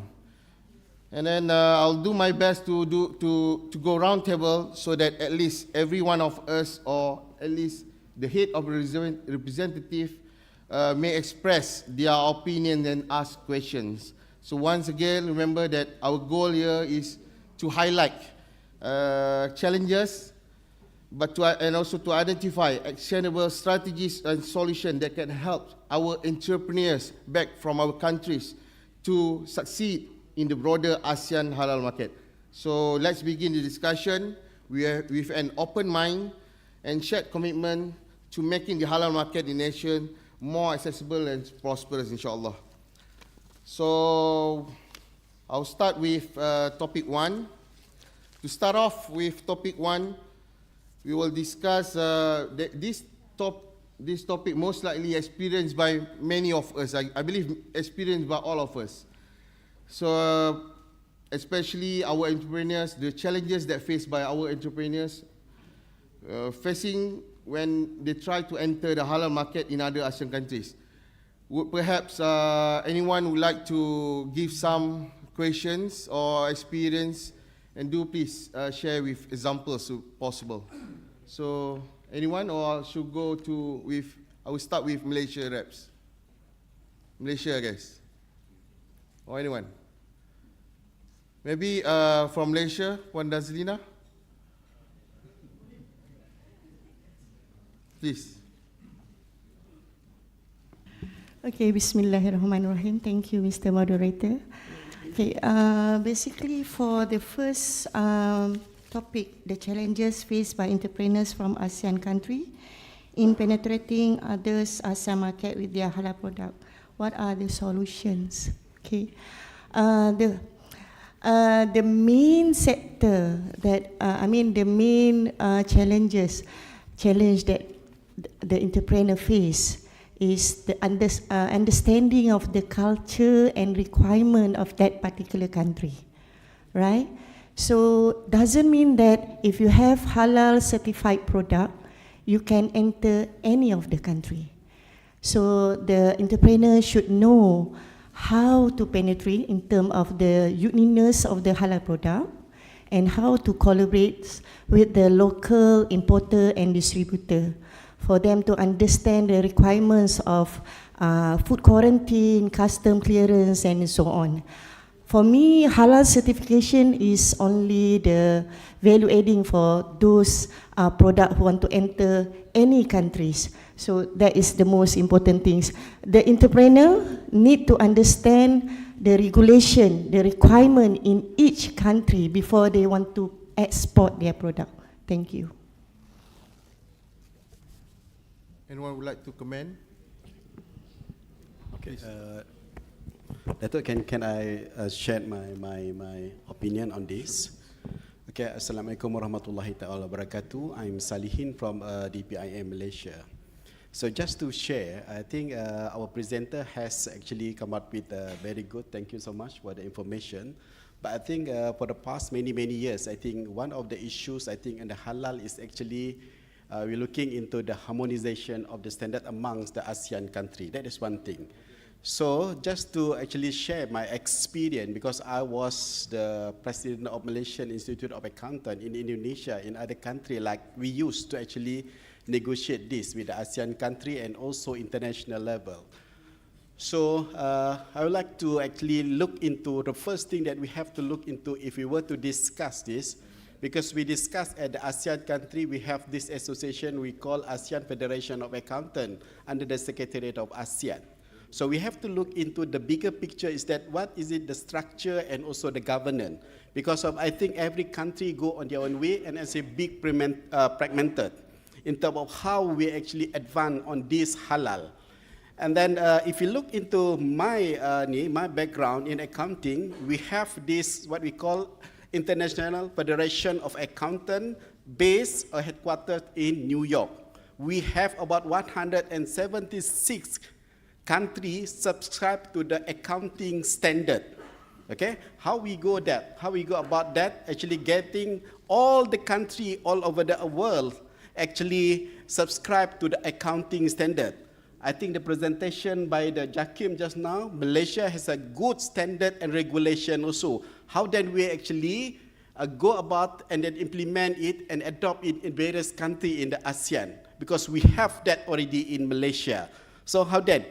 Then I think the structure and the governance must be right. In our accounting profession, we have this foundation, the accounting foundation, which is the member is 176 number of country that subscribe to this accounting standard. We pay to this foundation, then only you can use our accounting standard. That is the secretariat at the worldwide. I think this is where I think we have to look into, if I can suggest, if we can agree also later on, based on this foundation, the member is actually the country. It is not driven by the government, it's actually driven by the NGO, which I think subscribe to this accounting standard. Then we go to the harmonization of the standard, and then I believe, so many years I think we're talking about the halal in other countries, Indonesia, Cambodia, Thailand, we have different mazhab. In accounting also, we have to come out with 170 countries which actually agreed to the standard. So they also have a different mazhab also in accounting also, you know. We wanted to have the Islamic accounting standard also, our fee. In Bahrain also, they also have a different mazhab. And agreed, Malaysia doesn't agree with the Middle East standard, accounting standard also. So what we can do is that, because of this different mazhab, we do the principle-based standard, because we acknowledge the uniqueness and also the distinctive of the different country. We have the principle-based, we don't impose the rule-based on the standard. So every country are very unique. They have their own mazhab, they have their own regulation, but we need to harmonize. This has to go on the journey, pace by pace. But I think at the end of the day, we have to actually harmonize the standard so that we can have the ASEAN Islamic Halal certificate standard. That is the journey. But we must have the roadmap and also the plan for us to actually moving toward that. And then we have to have the secretariat or the foundation or the structure right for us to actually come up with this standard and also harmonization. Or otherwise, we've been talking until the end, until the cow come back. We cannot actually having all this standard, harmonization of standard, because of everybody saying that their standard and their regulation is actually above others and their logo is above others. We cannot be doing this, you know. So I think our opinion is that let us look into the structure. I believe the secretariat is looking into the ASEAN secretariat also, but I don't know how you're going to fund this. No, who is the secretariat? Because for you to actually to move this, you have to have funding. In my experience also, 176 countries we go by tiers. At the ASEAN level also, ASEAN Federation of Accountants, we go by tiers. Singapore being the richest country, the wealthiest country, they pay more. Malaysia, with the wealthiest country in ASEAN, we pay more if you want to use the standard. That is how they actually fund the organization. So we can actually adopt the same model. I think there's a success story there. Then I think we have to actually look into and then fine-tune this success story for us to move forward. Because of, I think, if you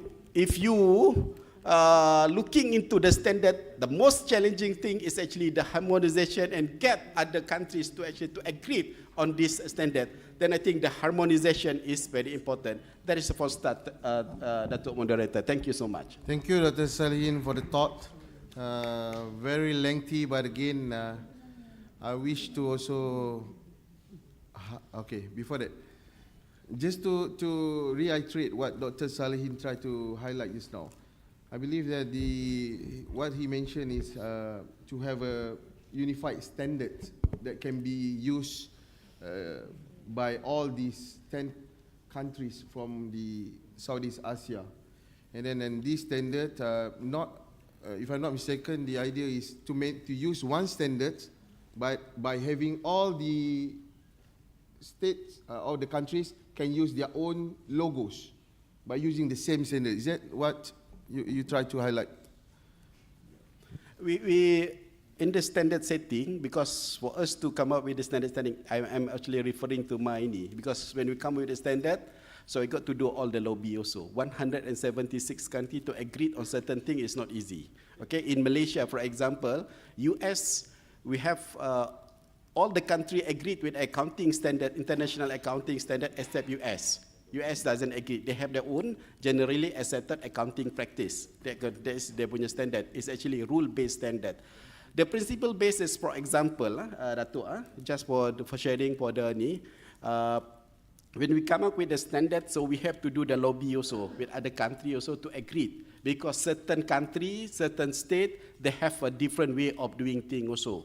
That's why I mentioned just now also it has to go on the paces and also a journey also. Because you don't want, at the end of the day, I think the Indonesian, we adopt certain logo, for example. That is because the country has come out with this. They have spent time also on this, the logo. I think we're talking about the logo changing and then actually amalgamate and consolidate into one logo. I think we don't talk about that, okay? Look into how is it the principle first.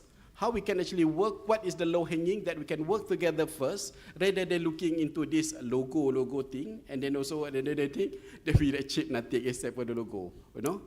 But I think I want to add also that, because of, I think we're talking here, the technology, okay? The technology in terms of when we do the standard, the AI is important. The blockchain is also important now also. Some of the process actually displaced also. Then I think very important if you have the good structure and then with good governance, with the good funding also, so I think we can actually promote and then get this going, okay? Because of, I think we have this ASEAN Chartered Accountant also, which is the secretariat under the ASEAN Secretariat in Jakarta also, looking into the accounting profession. So we have the common denomination called ASEAN Chartered Accountant.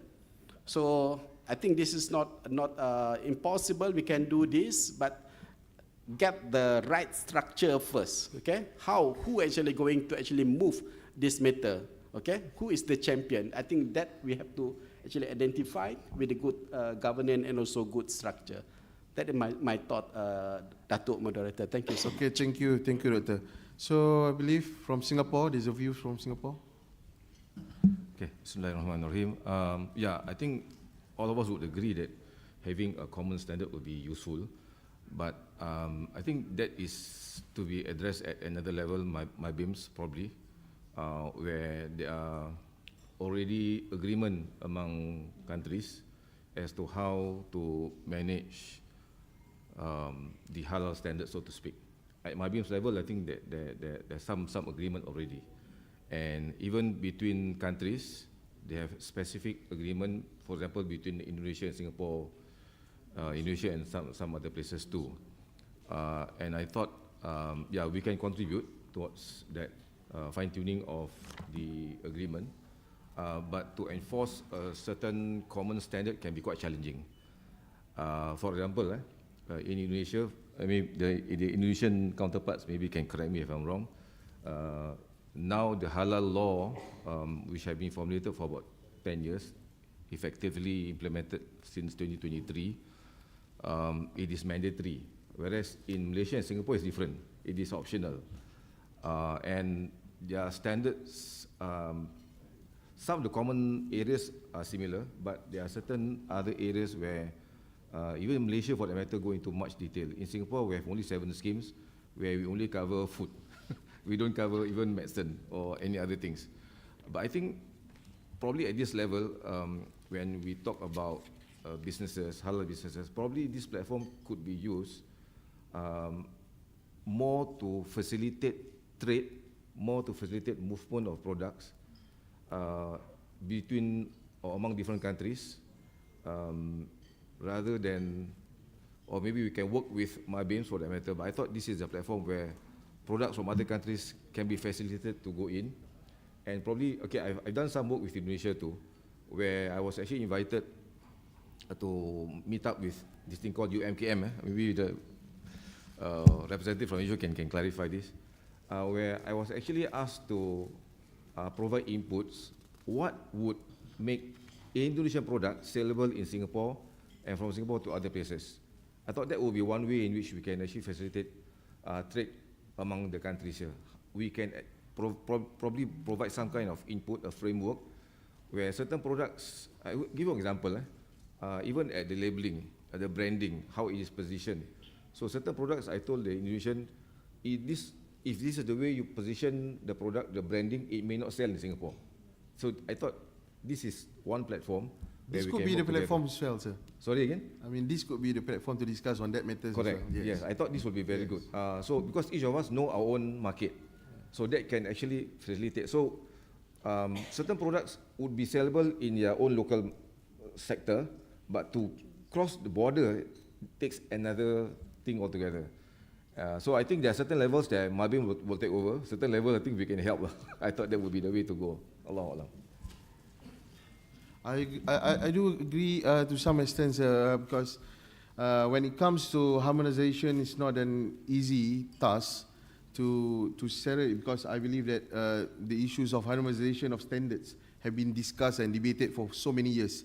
And as of today also, even at the ASEAN Secretariat level, they are yet have a concrete solutions for that, because each of the countries have their reasons to maintain their own standard for practices. But I do also believe, like you mentioned, but in this platform we could also discuss on the trade business to facilitate, maybe like you mentioned, on how we can educate our entrepreneurs on understanding better the other ASEAN countries' market, on how so that it will be easier for them to market their products, provided they are complied with all the requirements and the barriers. Okay, so from Pakistan. Thank you, Chair. My name is Humayun Habib, and I'm representing Malaysia-Pakistan Business Council and ASEAN chapter of ICAP members. So first I want to say that I'm very excited to see a fellow accountant here who talked at length about the standardization of standards. I want to share like 3 points where this platform can possibly be leveraged, right, in terms of initiatives or some actionables that we can do. One of the things that I can share is that we are working on a webinar we do with Institute back in Pakistan, and I see Islamic financing as a untapped or underserved area which can be really used as an accelerator to socialize, to accelerate business growth, or to support the businesses, right? So we are working on a webinar. We can possibly explore to leverage this platform to collaborate, to do that webinar around Islamic financing, how it can help promote halal concept, halal businesses. It can possibly accelerate that. So that's one point I want to share. Second thing I want to share is that halal tourism. Again, it's sort of an underserved area, huge potential. So my colleague, my friend, Mr. Rafiq here, he did an initiative from the Malaysia-Pakistan Business Council back in 2022, where he led a delegation of Malaysian tour operators to Pakistan for, I think, about 10 days trip. And we saw amazing results, amazing uptick in terms of the tourist traffic between both countries. So we were very intentional to make it bilateral, not unilateral. So I think that could be another initiative and opportunity that can be explored, where with sort of tour operators from both sides, or Muslim, non-Muslim countries even for that matter, how they can connect and engage to promote halal tourism. And it's essentially about creating awareness, engagement, and socializing, right? The last point I want to make here is this, that I'm sort of collaborating with one of the startups, a Dutch Pakistani guy based out of Singapore. He has an AI-based investment analysis solution that he's marketing. He has successfully marketed with selected organizations in Malaysia. I mean, it's a wild idea at the moment. The solution or the product that he has, that's already in place. It is being used. But what I'm saying is this: maybe there is a possibility we can connect these kind of startups, AI solutions, leverage this platform. So it's a win-win for both sides, how that startup is enabled for success, and this platform also grows along with that, that success. So these are the 3 points I want to share. Yeah, man, thank you very much for the opportunity. Thank you for the thought. Okay, please, Madam from Philippines. Sorry. In our situation in the Philippines, in 2024, there were about 12 million Muslims in the Philippines, which is about 10% the country's population, spearheading efforts to develop a clear government policy and a halal certification. We have to be very, very honest with you that our country is struggling the halal development. So we believe we have yet to learn a lot from all of you, how prosperous your halal ecosystem in your country. One of our challenges is lack of a national certification scheme. There is no national certification scheme for halal. So each certifying body has its own standards, policies, and schemes. Unsynchronized standards, local halal certifying bodies may not be in sync with international standards, which is a major market for halal exporters. The points are the importance of halal, especially in food and beverages, in the Philippines is still a challenge since it is a non-Muslim country. Second is Muslim heritage food like patir or pastil or biryani has been copied and duplicated utilizing non-halal ingredients, especially pork. That's very sad.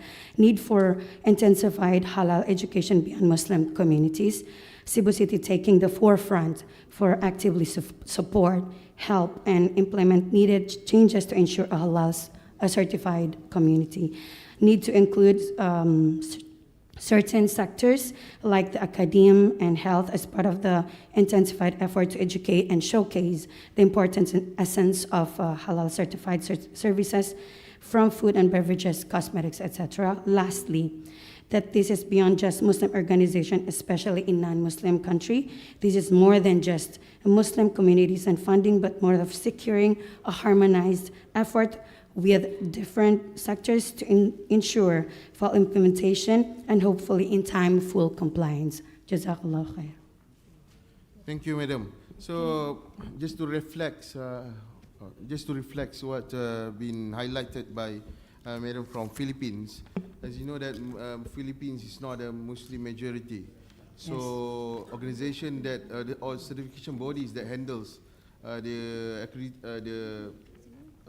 certification process are handling by non-NGOs, right? So I do agree that when it comes to NGOs that handles all this certification process, so they will base on many types of standards, right? And those who can be recognized by Malaysia, for instance, definitely will adhere and adopt the Malaysian standards. But those who are not adopt any standards that coming from the Muslim majority countries, definitely the standard can be questionable. So again, to reflect on this, do you think that it is good to have one standard that can be used by all these countries, while at the same time maintaining every country's logos? Do you think that this could be one of a good initiative? So I leave to the floor to respond on this. Okay. Assalamualaikum warahmatullahi wabarakatuh. I am Amiraifa Abdul Mujib from the National Commission on Muslim Filipinos. Our office is created by Republic Act 9997 under the office of the President of the Republic of the Philippines, and our coverage shall be both local and national affairs involving Muslim Filipinos that include the implementation of economic, which include halal, educational, cultural, and infrastructure programs for Muslim Filipino communities. As of today, pursuant to Republic Act 10817 of the Philippines, also known as Philippine Halal Export Development and Promotion Act of 2016, Section 10 of the same law gave the National Commission Muslim Filipinos our office as the vice chairman, which shall be consulted for the technical knowledge in the standards for halal. And by that, the foremost challenges in the Philippines faces today is the low number of halal certified goods, services, and companies in the Philippines, which lead us to the another challenge or issue in our country, that is the unenforced certification scheme or the national scheme. For the information of everybody, there is a Philippine Halal certification scheme, but this has not been enforced since its inception due to the conflict between accreditation bodies and certifying bodies, because each certifying bodies has its own standards. So I concede to what brother said here, that we should harmonize the standard of the halal certification, so as the products coming from the Philippines should not be denied in exporting to ASEAN countries and other countries. That's the issue. Thank you. Dato' Moderator, if I can respond to your question just now, and also in relation to what sisters mentioned just now.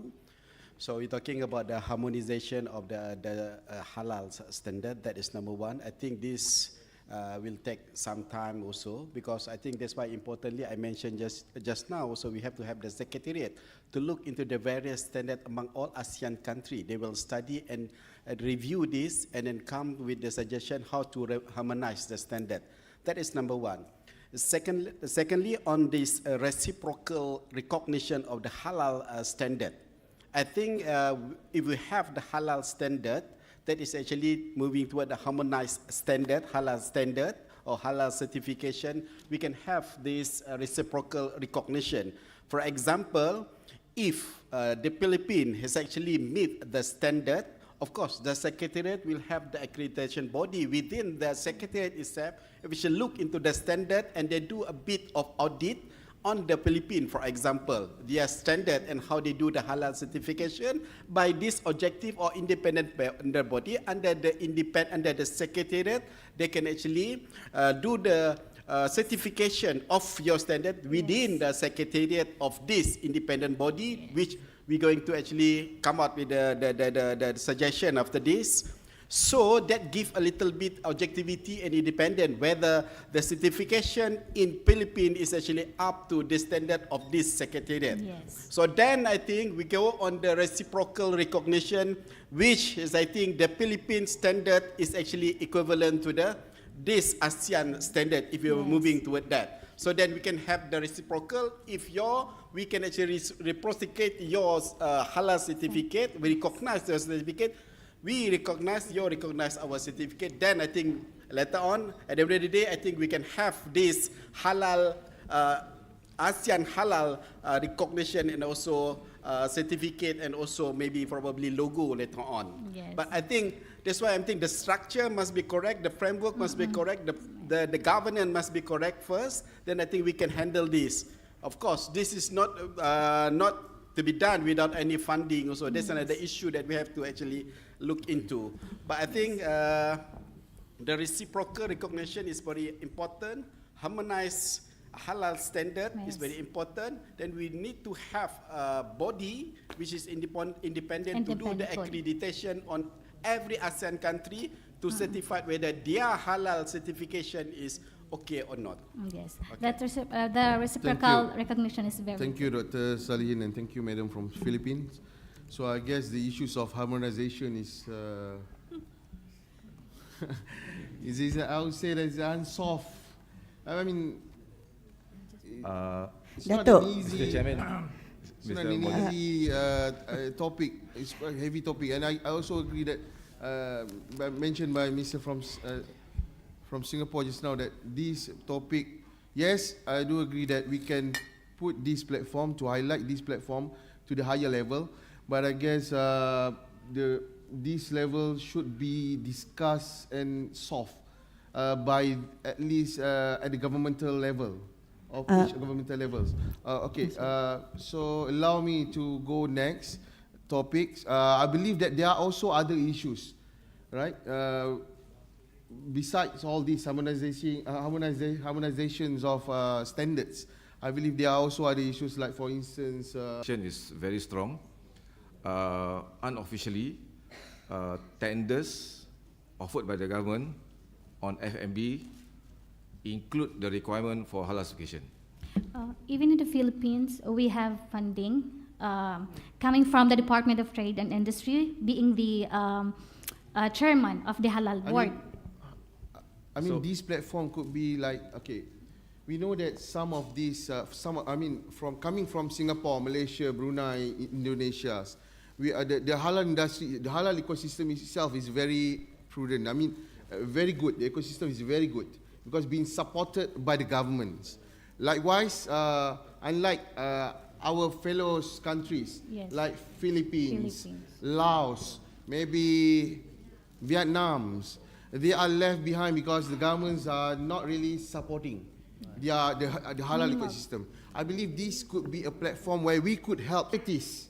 For instance, like this, the standards being enforced by been introduced by the governments and monitored by the governments, maybe to encourage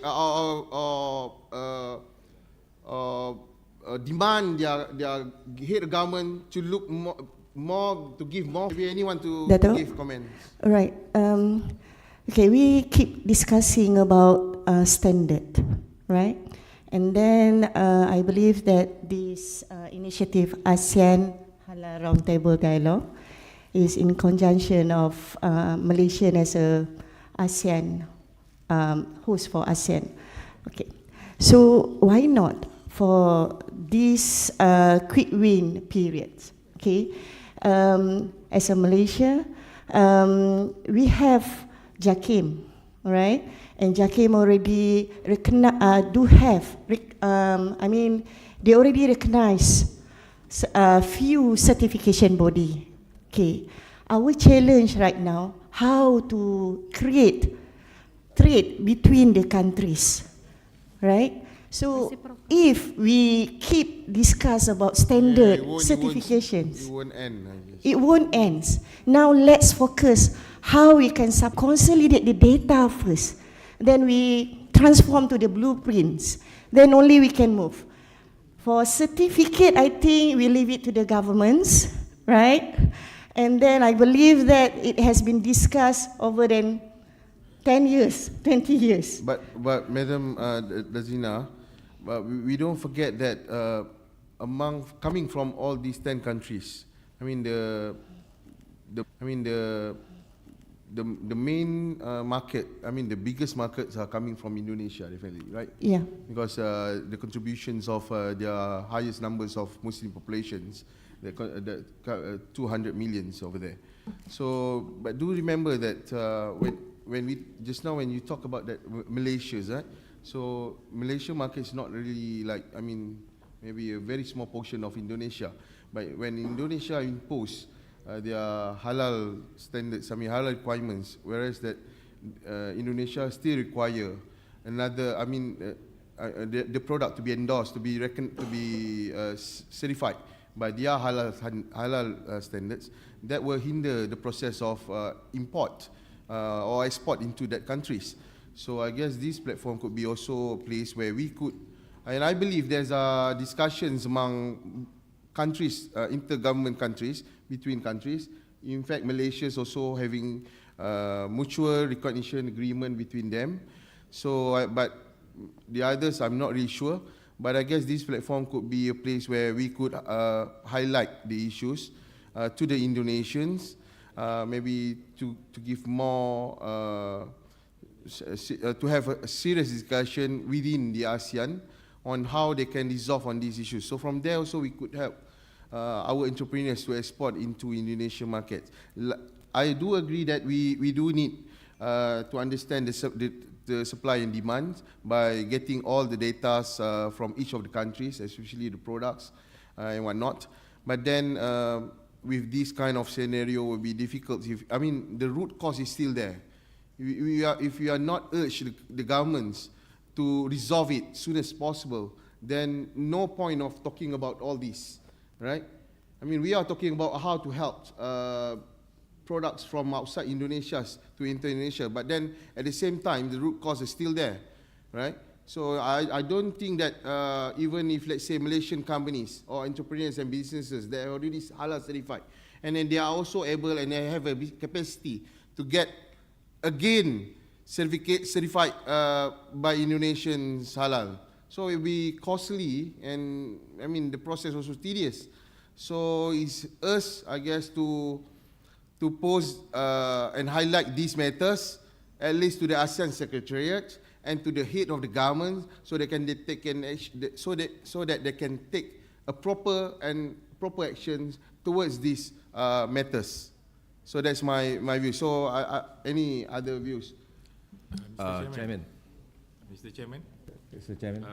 Amir Hamza from Malay Chamber. I would like to propose one initiative that this roundtable can conclude on. One resolution that we have RCEP, that is Regional Comprehensive Economic Partnership between ASEAN and +5, right? So why not use this RCEP as a place where we can get every commodities or any product and services export through RCEP initiative should be given special priority if it's halal, and special door preferences given to this. Currently, we only provide preferential treatment for certain commodities and etc., which is not relevant to halal.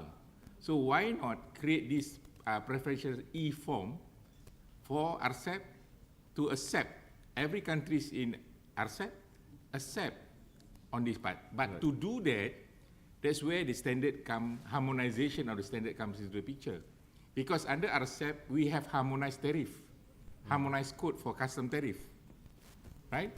So in this area, I mean, this is where we have to look into it. Otherwise, we have been talking about this halal standard harmonization for more than 20 years. Second, I like to put into clear perspective is this MS1900, all right? If you are a halal product exporter or producer or services, if you don't have a Sharia compliance organization, how can we say that you are providing halal 100%? So we should stick in this roundtable to say that we want that every organization who are producing halal and product and services must be certified MS1900. Otherwise, it's no point for us to talk about halal when MS1900 is not in the picture of the organization. Because that clearly says that they are Sharia compliance organization to produce halal. Don't you think, sir, that it will be another burden for the enterprises and entrepreneurs? No. Because to get another Sharia compliance in halal, I mean the Sharia compliance endorsements will be another cost and another of. No, this is what we have been saying. If we want to do something that give benefits to the ummah, we have to look into the shumul, the whole ecosystem. We cannot say that one Carlsberg provided still under the name of apa nama tu? Air dia? Zero alcohol. But it's produced by Carlsberg. So can we say that it's halal? You know? So if you are giving this kind of opportunity as a Muslim, we are talking about halal, as a Muslim, right? We have to really make the whole ecosystem. So the whole ecosystem, whether you need to pay or whatever certification cost, is only one time. Because the rest can be followed through, because you are not only